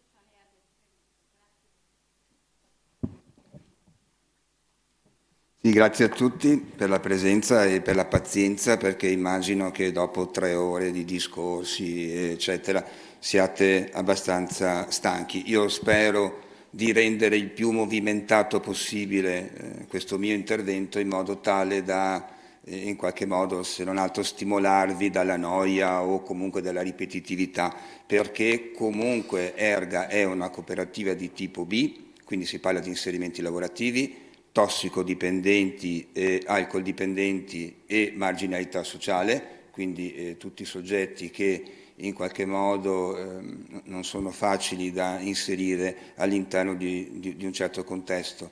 E anche la convivenza fra le dipendenze e le marginalità è una convivenza che oggettivamente crea più problemi che risorse.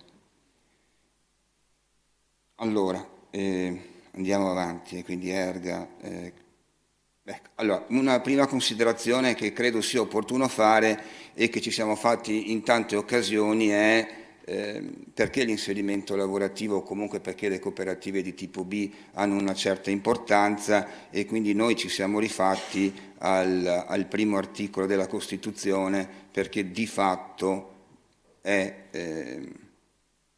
l'elemento base su cui si fonda la nostra società e la nostra nazione. E ci siamo soffermati soprattutto sul fatto che ogni cittadino, quindi non un cittadino svantaggiato, non svantaggiato, con potenzialità, non potenzialità, stamattina si parlava di talenti, e quindi 1, 3, 5 talenti valoriali, talenti economici, perché evangelicamente parlando i talenti erano denari, quindi secondo la propria possibilità e la propria scelta. Quindi indipendentemente dallo stato tossicodipendente, non tossicodipendente, salute mentale, non salute mentale, ogni cittadino ha il dovere e la nazione ha la responsabilità di dargli un lavoro. A questo vedo se riesco a farvi partire un video che abbiamo scelto, perché tra l'altro prima la Sara parlava di ruoli, i ruoli sono passeggeri, tant'è che questo è l'ultimo intervento che farò come presidente di Erga e quindi non ha tanta importanza i ruoli. Però ecco, insieme con il gruppo di lavoro abbiamo scelto di, vediamo se riusciamo a farlo partire. No, sì, è partito, vediamo se si riesce a sentire.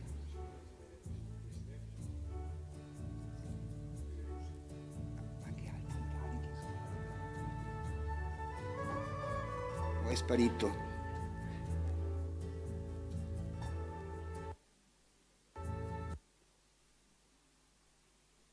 Cosa ha fatto?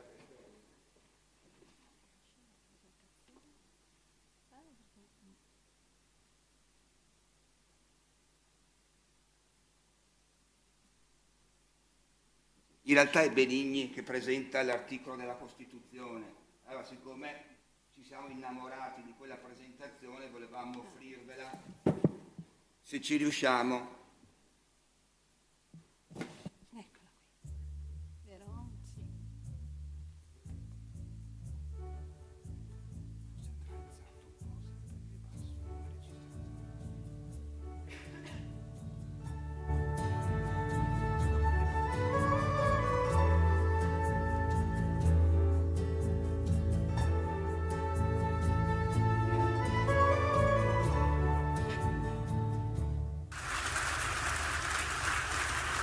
Sentite un po'. Ma chi è? Ma guarda che cosa può venire alle persone da un momento all'altro. Sentite il 4. La Repubblica, ve l'avevo parlato prima, il lavoro riconosce a tutti i cittadini il diritto al lavoro. Sono profetici, ci sono le soluzioni a tutti i nostri problemi qua dentro. Se uno li va a vedere c'è scritto quello che dobbiamo fare.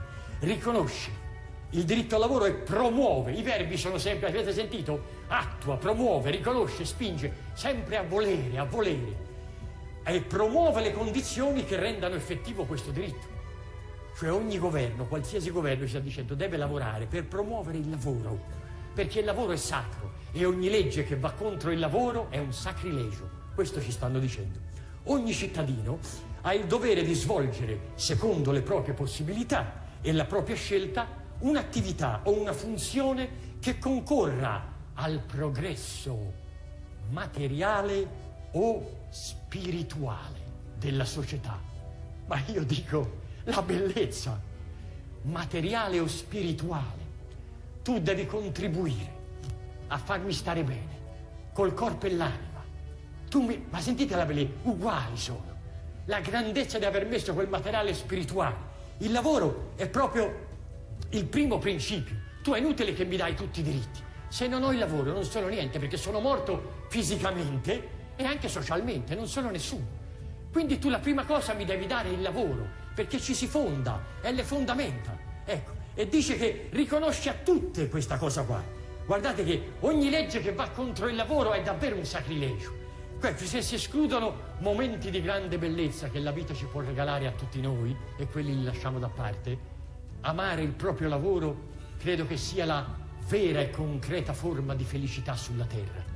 Quello che spetta alle future generazioni, ai futuri governi, non è solo cercare il lavoro, ma far sì che ognuno di noi ami il proprio lavoro. Adesso è un'altra cosa davvero da Woodstock, un sogno, però dovrebbe essere questo il sogno di tutti, perché con la disoccupazione, diciamo, le persone non è che perdono solo il lavoro, perdono se stesse, non sanno più chi sono e stanno male e producono infelicità e fanno stare male gli altri, e perdiamo tutti quando non c'è lavoro, tutti, perché produce infelicità. Perché quando noi lavoriamo non è che modifichiamo solo l'oggetto al quale stiamo lavorando, modifichiamo noi stessi, diamo una forma alla nostra vita. Quella è la grandezza del lavoro. E quella è la grandezza. Quando ci danno la busta paga, dentro la busta paga non troviamo solo i soldi, troviamo un'altra ricompensa, noi stessi. Quella paga non è avere, è essere. Essere. Quella è la cosa importante. È proprio la nostra, rimando l'applauso alla Costituzione, è la nostra libertà, la nostra indipendenza, la nostra dignità, la nostra vita.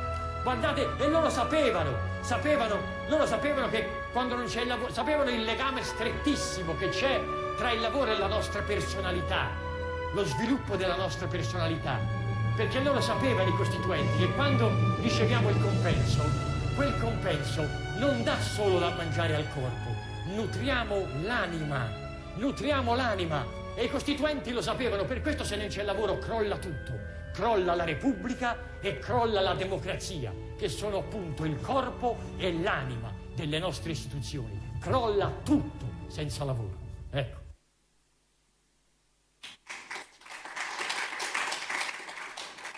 Adesso, se mi aiuti, sarò a tornare a dove eravamo prima, perché altrimenti lui va avanti. Qui si entra in cose tecniche.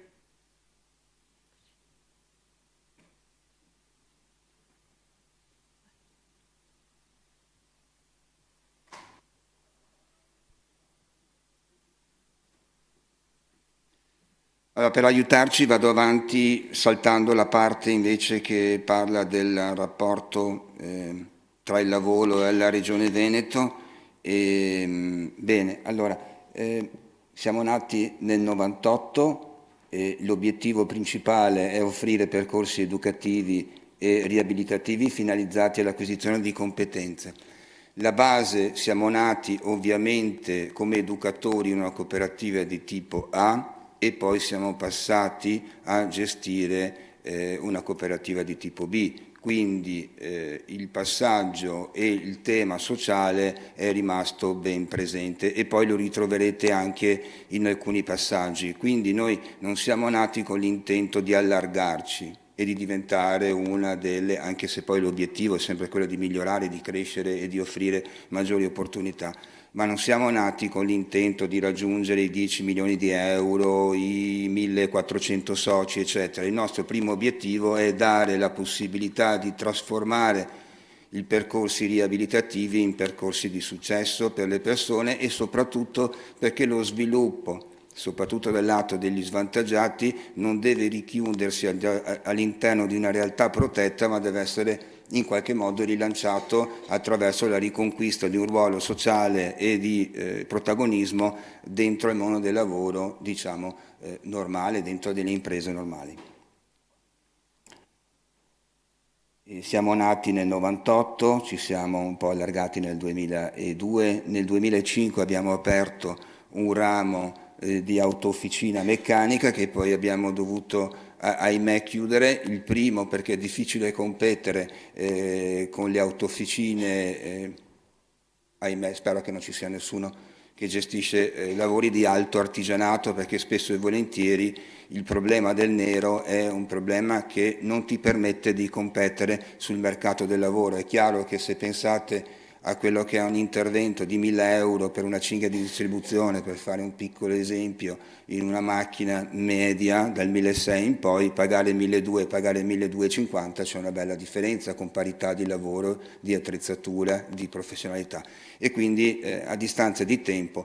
E l'altro motivo è anche perché spesso nelle attività artigianali si è molto legati all'artigiano professionista, e quindi in qualche maniera poi a distanza di 10 anni non sempre le negoziazioni con l'artigiano, perché spesso e volentieri alcune forme di artigianato si portano ancora la caratteristica di tenere i segreti delle lavorazioni, quindi in qualche maniera dopo 10 anni abbiamo dovuto chiuderla. Nel 2013 invece abbiamo in qualche modo dato una grande spinta all'ambito dell'assemblaggio industriale, che in qualche maniera è il nostro principale core business.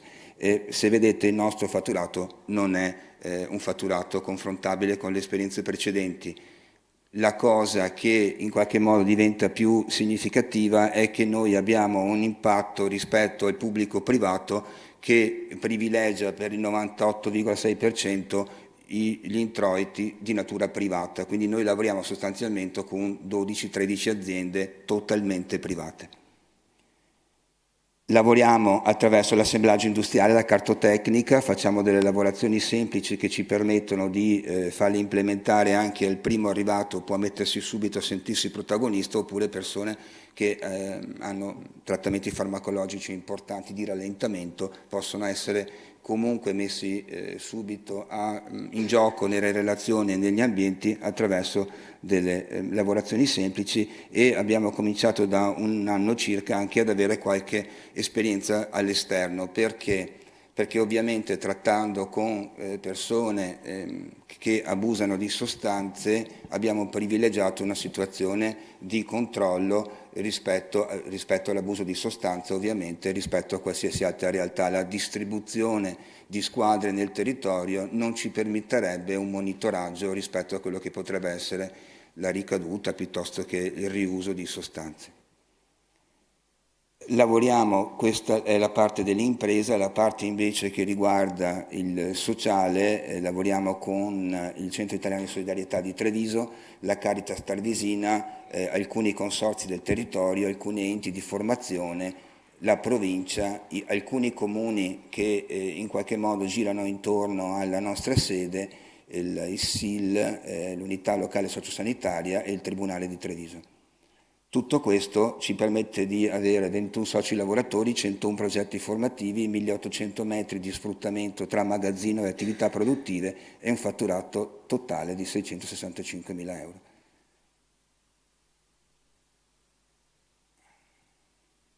Ecco, questo è il dato che con Sara ritenevamo in qualche modo che potesse diventare strumento di discussione. Noi lavoriamo per l'1,4% con fondi da enti pubblici, tutto il resto è frutto o da parte di enti privati che decide di girare verso di noi alcuni fondi loro, oppure i 597 su 665 vengono direttamente da aziende private, le quali ci monitorano tutti i giorni, tutte le consegne, tutte le ore.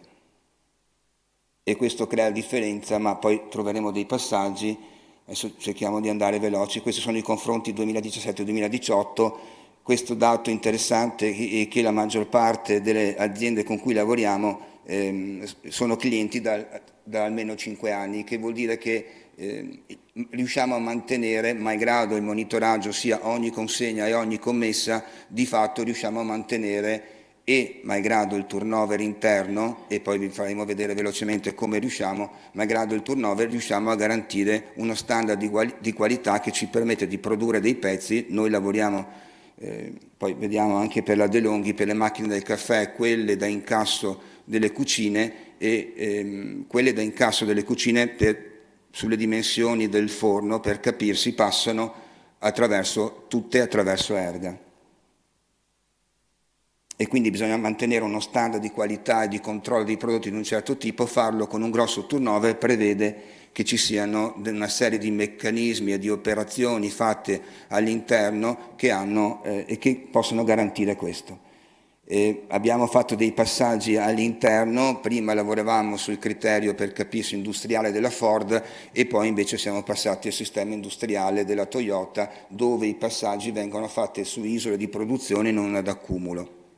Se avete visto delle occasioni, spesso e volentieri i filmati prevedevano delle lunghe catene di lavoro sulla Ford, soprattutto di qualche anno fa. Oggi invece si lavora tutte su piccole isole di produzione con delle competenze, delle mansioni legate a dei gruppi ridotti di persone, in modo tale da abbassare il più possibile e fare in modo che l'uno controlla l'altro, e quindi quel sistema di auto e mutuo aiuto. Ecco, vabbè, i progetti formativi, che sono quella parte sociale, provengono dalla metà dal Centro Italiano di Solidarietà, e quindi tossicodipendenti e alcolisti, e gli altri invece sono di altre forme, sempre per far vedere anche la radicalità nel territorio del progetto.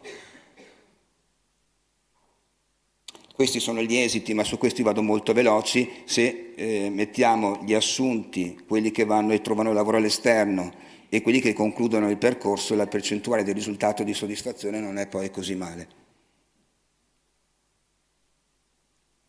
In effetti il 68% dei percorsi ha avuto una ricaduta positiva. Eravamo nati con un ente inviante e un'azienda cliente che ci ha dato fiducia all'inizio. Oggi invece abbiamo una realtà dove ci sono 20 enti invianti e abbiamo 19 aziende clienti. Velocemente, i lavoratori svantaggiati hanno un loro rappresentante all'interno del Consiglio di amministrazione. Abbiamo in azienda degli spogliatoi previsti di DOCE, perché ovviamente lavoriamo anche con la marginalità sociale e spesso i bisogni fondamentali girano intorno anche a questo. E il servizio mensa è gratuito per tutti, questo per permettere appunto a chi in realtà non avrebbe da pranzare ad avere un pranzo comunque. Rispetto, si parlava del welfare eccetera, noi distribuiamo ai lavoratori dei buoni benzina, di buoni spesa. Perché buoni benzina e buoni spesa? Perché semplicemente la benzina permette a loro di venire al lavoro e quindi è una forma diretta di contributo, e ci permette anche di dare 50 euro e loro incassano 50 euro. Questo è uno dei motivi per cui abbiamo deciso come cooperativa di sposare la filosofia del welfare, perché in realtà ci permette di investire e di fare in modo che il socio riceva il 100% dell'investimento. Perché benzina e buoni spesa? Perché tutti vengono al lavoro e tutti devono mangiare, piuttosto che frammentare i servizi, perché spesso e volentieri si poteva fare anche attraverso le piattaforme, tutta una serie di... Lì a Treviso noi abbiamo Wave e questo permette una serie di cose, ma i bisogni fondamentali cerchiamo di privilegiarli, perché spesso e volentieri noi abbiamo delle persone che preferiscono spendere i propri soldi per banalità, lasciatemi permettere il termine, ma invece benzina e pasti aiutano e sostengono le spese dirette della famiglia. Poi è chiaro che se uno desidera avere uno sconto per andare in vacanza si ottiene anche quello con la piattaforma. Spesso e volentieri abbiamo il problema, noi stiamo lavorando, il 2020 sarà l'anno decisivo per dare delle risposte non solo lavorative. I bisogni delle persone che escono da un trattamento o che escono dalla marginalità dopo tanti anni di lavoro sono quelli di avere un lavoro con costanza e di avere un'abitazione. Dal 2020 lavoreremo sulle abitazioni e quindi da creare. Perché? Perché ad esempio escono da un programma di riabilitazione di qualsiasi tipo o non lavorano da tanti anni, non riescono ad avere quella quota che gli permette di entrare in un appartamento dando le 3 mensilità più la quarta di accesso. E quindi o comunque rifarsi la patente ad esempio, o acquistare un mezzo perché da tanto tempo non lavorano e soldi non ne hanno. Quindi il microcredito fatto in relazione con una banca di credito cooperativo, con il Centro Italiano di Solidarietà e con la Caritas ci ha permesso di fare un fondo di garanzia e ci ha permesso anche a chi non è bancabile di avere un fondo di anticipo di denaro. Vabbè, questa è una cosa che vogliamo dare un valore concreto all'equità in azienda, per questo motivo in regola il rapporto di livello salariale minimo e massimo è quello di 1 e 2. Lavoriamo con la Fondazione Solidarietà di Milano, insieme stiamo creando lo strumento Bancopass che lavoriamo anche insieme alla Kiev, che stamattina ha presentato, con il professor Lorenzo Biagi dello IUSVE, lavoriamo sull'area etica motivazionale, abbiamo lavorato sulla responsabilità sociale di impresa e l'impatto sociale con l'Università di Ca' Foscari, IRECOP, Eurixe e tante altre esperienze messe insieme. La formazione è l'elemento determinante all'interno e anche all'esterno.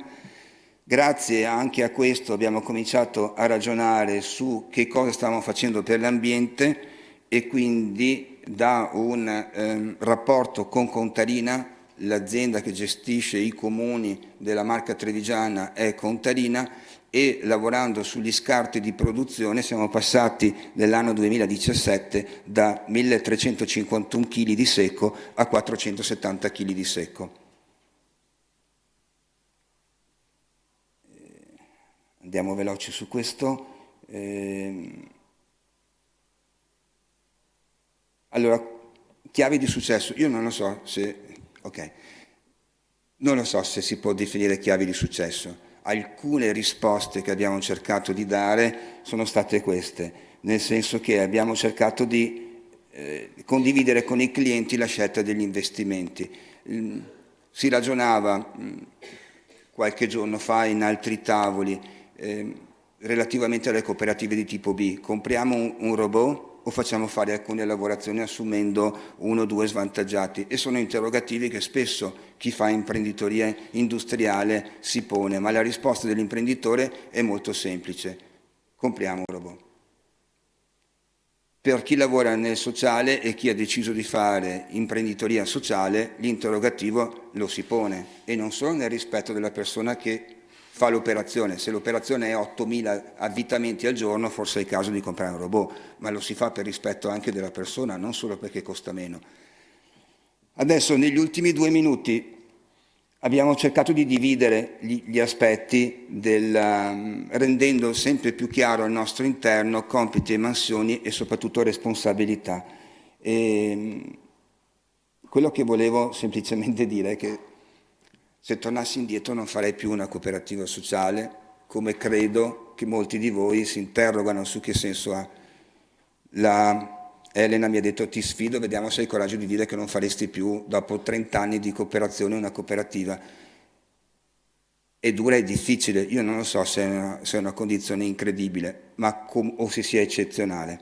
Di sicuro però è chiaro che per farlo ci vuole molta passione, e questo va riconosciuto a tutti i cooperatori. Poi mi emoziono quando parlo di passione, quindi perdonatemi, adesso mi passa.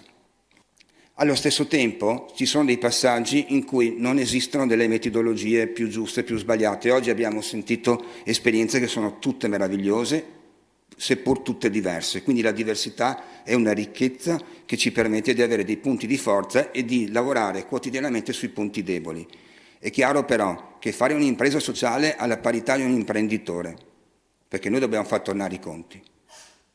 In più dobbiamo avere, se parlo della cooperazione di tipo B, il 30% di persone svantaggiate. Attenzione a quelle della 381, non aggiungendo o facendo altre furberie.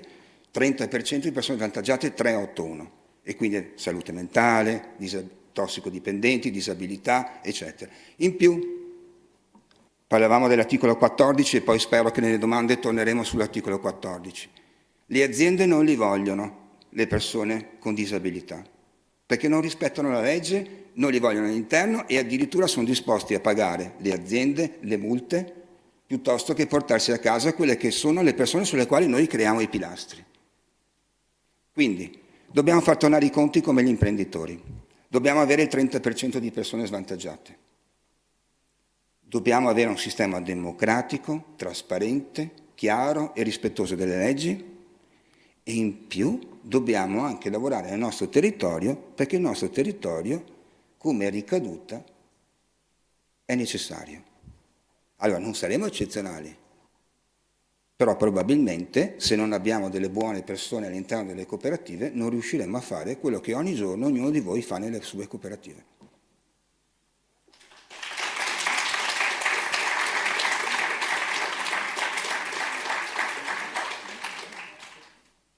Rapidissimi a voi la parola. Sappiamo di essere in ritardo e ci manca ancora un intervento, ma credo che il tema sia talmente interessante, vasto e necessario di approfondimenti eterogenei che insomma ci concediamo un piccolo sforo rispetto alla pausa caffè.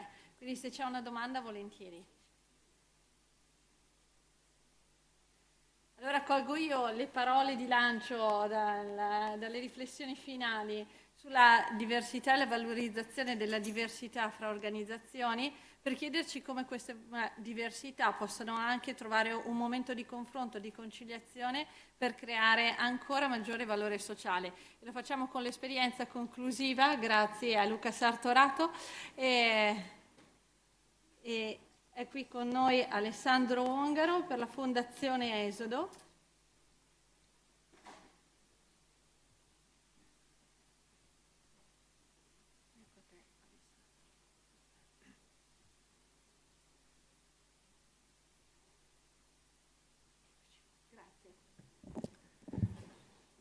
Una variazione sul tema, una fondazione in mezzo a tante cooperative. È una fondazione che unisce cooperative. È una fondazione che opera in ambito penitenziario, quindi parliamo di detenuti, di persone in misura alternativa.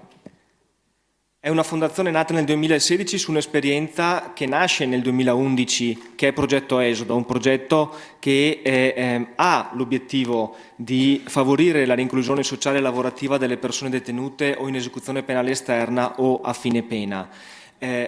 È una fondazione che nasce con l'obiettivo di formalizzare una rete tra enti del privato sociale, del terzo settore, che nel 2011 si sono messi insieme per poter dare una risposta organica al bisogno di inserimento lavorativo e sociale di chi sta vivendo un problema con la giustizia.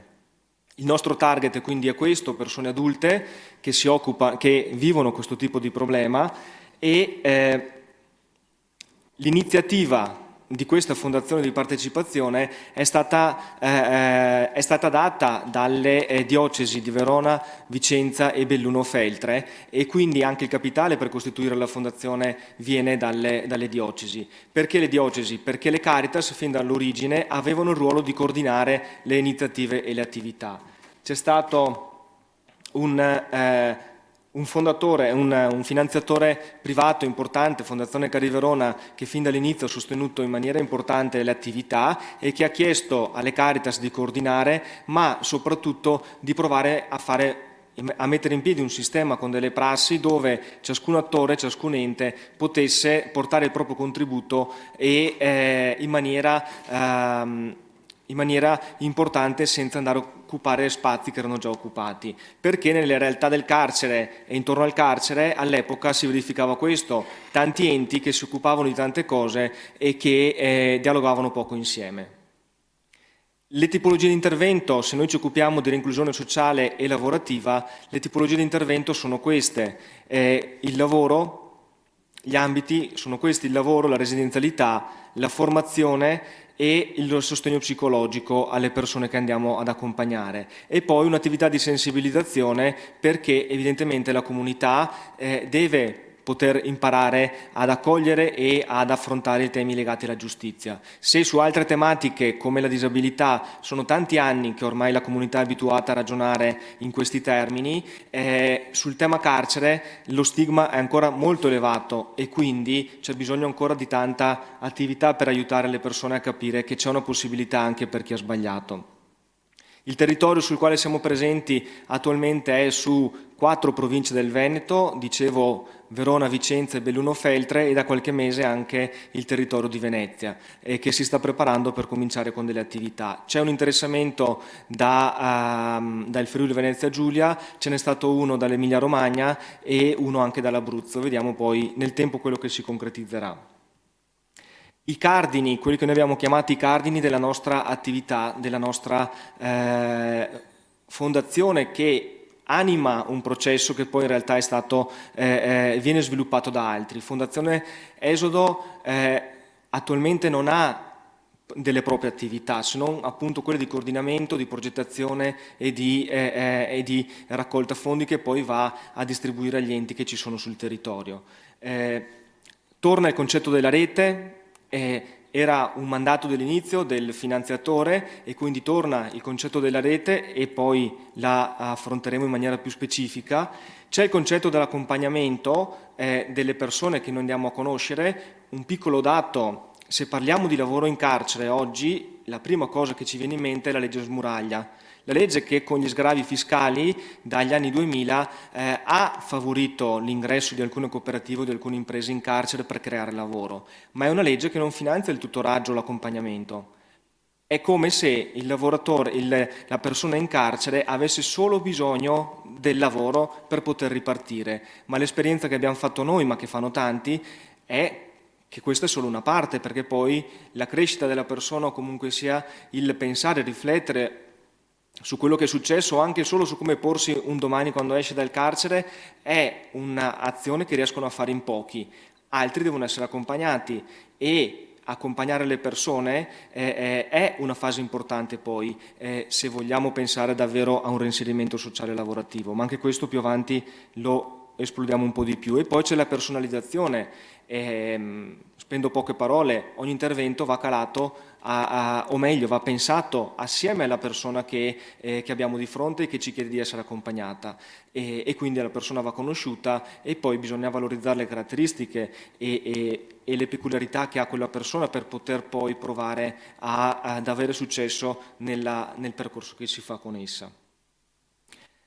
La rete territoriale di Esodo al momento è questa, mi focalizzo un po' sul lavoro. Questa è una fotografia molto semplice, un po' sgranata se vogliamo, di quella che è il lavoro che facciamo, di quella che è la rete che si occupa in particolare dell'inserimento lavorativo. Lascio da parte quindi residenzialità, sostegno psicologico e vado a focalizzarmi sull'inserimento lavorativo.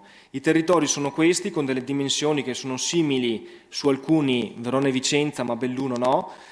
Le carceri sono diverse perché a Verona c'è un carcere che ha una capienza di 335 posti e invece i detenuti a giugno erano 545, è un carcere maschile e femminile dove ci sono anche le pene lunghe, non è più solo una casa circondariale. A Vicenza invece c'è una casa un po' più piccola dove i posti regolamentari sono 286 e le presenze sempre a giugno sono 318 ed è solo maschile ed è solo con persone che scontano delle pene sostanzialmente brevi, entro i 5 e 7 anni. Se andiamo su Belluno invece, carcere ancora più piccolo, 90 posti regolari e 75 detenuti. Carcere che ha una sezione maschile e una sezione per le persone transgender. E qui c'è tutta un'altra particolarità di cui tener conto.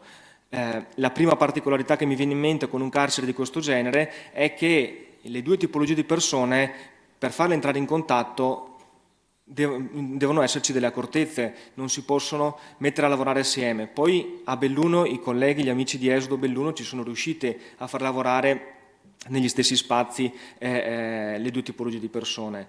In carcere si fanno interventi di formazione professionalizzante, quelli sono i temi del 2019, cambiamo le tematiche di formazione in base a quelli che sono i bisogni anche dell'esterno che i direttori di carcere ci propongono di volta in volta quando siamo in fase di coprogettazione. Ci sono anche dei laboratori produttivi legati a Esodo, a Verona c'è una falegnameria, a Vicenza c'è un'agricoltura, c'è il forno, c'è l'assemblaggio, a Belluno c'è un assemblaggio importante perché poi qui entra in campo anche il profit, ci sono due aziende grandi, due SPA, che hanno consentito lo sviluppo del lavoro in carcere a Belluno perché hanno creduto in quello che gli veniva proposto e si sono fatti accompagnare e oggi noi li riteniamo dei partner anche se formalmente sono dei committenti di lavoro, ma la relazione che si è sviluppata nel tempo con queste due società a Belluno è una relazione importante e gli enti coinvolti, parlando sempre all'interno del carcere sono un po' questi. Ci sono tante cooperative sociali, ci sono anche i consorzi che a loro volta coinvolgono poi le cooperative che sono consorziate. Ci sono anche delle aziende altre, gli enti di formazione che sono importanti perché accreditati ai servizi di formazione con la Regione Veneto, altrimenti non ci garantirebbero qualità nel loro intervento. È una rete che rappresenta quasi esclusivamente l'interno, ma noi poi facciamo anche tanto all'esterno per l'inserimento lavorativo. Rappresentare l'esterno oggi, quindi l'esecuzione penale esterna, è molto difficile perché i numeri sono molto difficili da raccogliere. Io questi numeri li ho raccolti dal sito del Ministero, quelli ufficiali del carcere, ma non c'è una raccolta su quelli che sono le prese in carico dell'UEPE. E se tu le chiedi all'UEPE, i numeri delle prese in carico, anche loro fanno fatica perché ti dicono: ma vuoi le MAP, le messe alla prova, o vuoi solo l'esecuzione pena? Nell'esecuzione pena vuoi le misure alternative oppure no? E qui ci arrivo dopo. Questo per dire quanto è complesso poi il lavoro che si va a fare. Sarebbe interessante cominciare a rappresentare anche il lavoro all'esterno, ma la raccolta dati e informazioni non è così semplice. Anche noi abbiamo fatto una ricerca di impatto sociale, una valutazione dell'impatto sociale con Urixhe nel 2017, abbiamo pubblicato i dati l'anno scorso e la raccolta dati in effetti è stato uno dei punti più difficili da affrontare, uno degli ostacoli che non ci ha permesso di avere poi dei risultati pieni in alcuni ambiti di ricerca. Parliamo di rete, parliamo di lavoro di filiera perché, lasciando stare tutta la fase di progettazione e di ricerca a fondi, che se volete è un po' più sotto, nello schema sotto, ma dal momento in cui un educatore del carcere, un assistente sociale dell'UEPE ci segnala la persona, subentrano una serie di enti che hanno una natura diversa tra di loro. Chi ci segnala è un ente pubblico, che ha i suoi linguaggi, le sue prassi, i suoi metodi. Basti pensare che l'educatore del carcere o l'assistente sociale dell'UEPE, nel loro gergo e quindi anche sul piano contrattuale di inquadramento, sono dei funzionari giuridici, pedagogici o dei funzionari giuridici di servizio sociale. E l'ordine di queste parole per me rappresenta l'ordine mentale con il quale bisogna approcciarsi. Sono funzionari, poi c'è l'aspetto della giustizia e poi c'è il resto. E se noi del terzo settore non capiamo quest'ordine, quando andiamo a dialogare con l'UEPE sarà molto difficile che ci entriamo in collaborazione, perché l'elasticità viene chiesta a noi. Poi ho capito anche nel tempo che l'elasticità ci può essere data anche da questi enti pubblici ed è quello che è successo con anni di lavoro. Sono 9 anni che si lavora assieme su queste tematiche e ormai c'è un dialogo talmente fluido che ci permette di chiedere elasticità anche all'ente pubblico perché abbiamo capito dove andare a chiederla. E quindi poi, qui vedete, dalla segnalazione alla ricerca dell'azienda, alla formazione nel lavoro e quindi tirocini, la ricerca di aziende ospitanti, la cura degli aspetti giuridici per poter portare una persona a lavorare dentro il carcere ma anche e soprattutto all'esterno del carcere, servono permessi, serve che il magistrato di sorveglianza ne sia convinto e questo è un lavoro che porta via tempo, non c'è niente da fare e se noi vogliamo raggiungere il risultato bisogna curare questo aspetto. E poi c'è l'inserimento lavorativo e anche qui tornano gli enti di Esodo ma anche tutte le cooperative e le aziende profit che ci ospitano. Un passaggio sul tutoraggio, io qui lo esprimo con le parole del direttore della logistica di Fedon, che è una delle aziende di Belluno che lavorano in carcere insieme alla cooperativa Sviluppo e Lavoro, e che sono queste: senza Esodo non saremmo mai entrati in collaborazione con il carcere.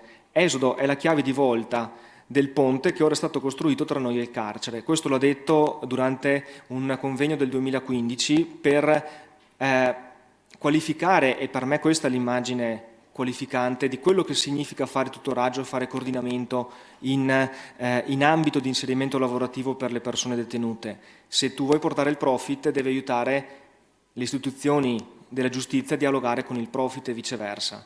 Se tu vuoi che la persona entri in una postazione di lavoro devi andare a dialogare con i colleghi di lavoro di quella persona lì, oltre che ovviamente farti aprire le porte da chi quell'azienda la governa.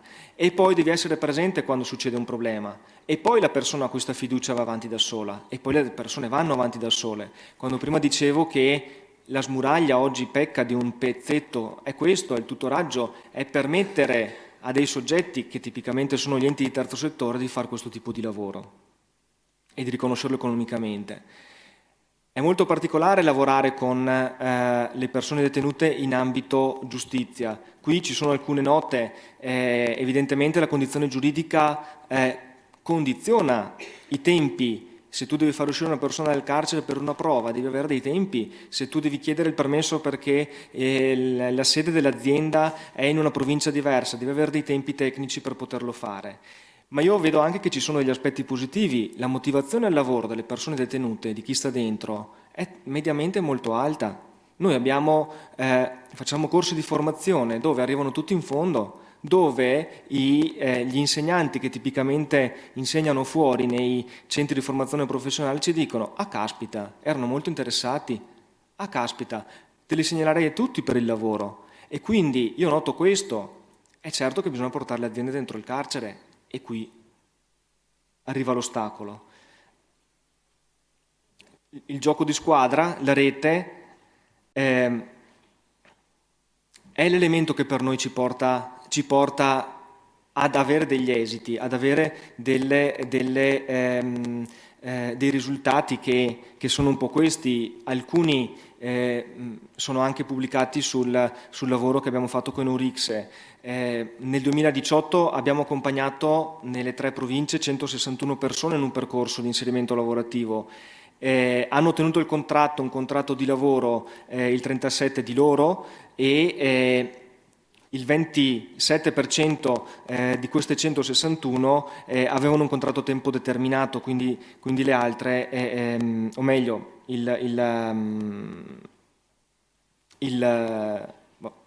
una buona parte a tempo determinato. Il 60% ha avuto il contratto di lavoro nell'ente dove ha svolto il tirocinio, quindi significa che poi l'utilizzo di questo strumento è un utilizzo che porta anche ad un risultato che non è solo quello formativo ma anche quello dell'assunzione. E poi c'è il tema del dentro e fuori. Noi lavoriamo molto sul fuori e questo si riflette poi nei contratti di lavoro, la maggior parte dei nostri sono fuori. Ci sono stati degli impatti secondo noi significativi, perché poi intervistate le persone che abbiamo accompagnato, ce ne sono una buona parte che ci dicono che è aumentato il loro senso di benessere nel percorso di accompagnamento. C'è un tema che è quello della recidiva, se ne parla molto.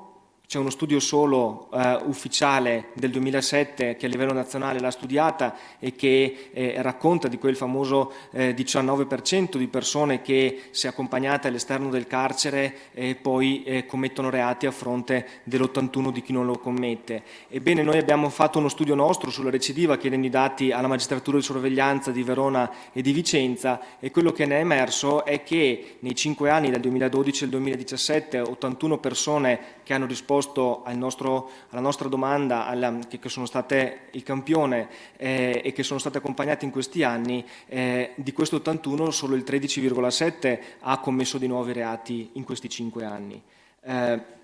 Ci sono delle ricadute importanti, secondo me, più sul sistema, se vogliamo, che sulla società. Oggi i nostri interlocutori, i magistrati di sorveglianza, l'UEPE, ci dicono che il loro lavoro è cambiato. Il magistrato di sorveglianza ci dice: quando io vedo esodo, quando io vedo che sono i vostri enti che mi propongono, io non entro tanto nel merito, ma per me è già un sì, perché so come lavorate, so dove va a finire questa persona. E poi aiutiamo nella valutazione. Se l'assistente sociale dell'UEPE ha anche l'onere poi di riferire al magistrato come si sta comportando, come sta funzionando la misura alternativa, l'affidamento, noi forniamo informazioni qualificanti su questo, e quindi non sono più i colloqui una volta al mese o una volta a 3 mesi che vanno a raccontare chi è la persona, ma sono anche le nostre relazioni.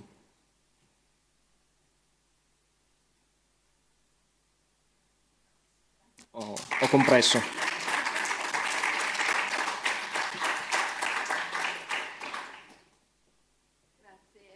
Alessandro, se c'è brevissima domanda anche sul caso della Fondazione Esodo, volentieri, altrimenti dobbiamo, ahimè, lasciare le domande e risposte a livello individuale nella pausa caffè. Avremo tante conclusioni in realtà da fare, perché questo tema è decisamente di grande sensibilità, di grande attenzione da parte di tutti. Mi permetto soltanto di ringraziare e di osservare che la selezione delle buone pratiche ci ha richiesto un certo impegno, nel senso che nonostante siano dei casi, delle cooperative, delle realtà che noi conosciamo e con le quali veramente si apprezza l'investimento sulla qualità del lavoro e sui processi di lavoro, fortunatamente non è un'eccezione che il lavoro sia di valore all'interno della cooperativa sociale. Quindi speriamo che i casi portati siano di ulteriore esempio e stimolo anche nelle vostre realtà. Quindi grazie a tutti dell'attenzione e buon lavoro.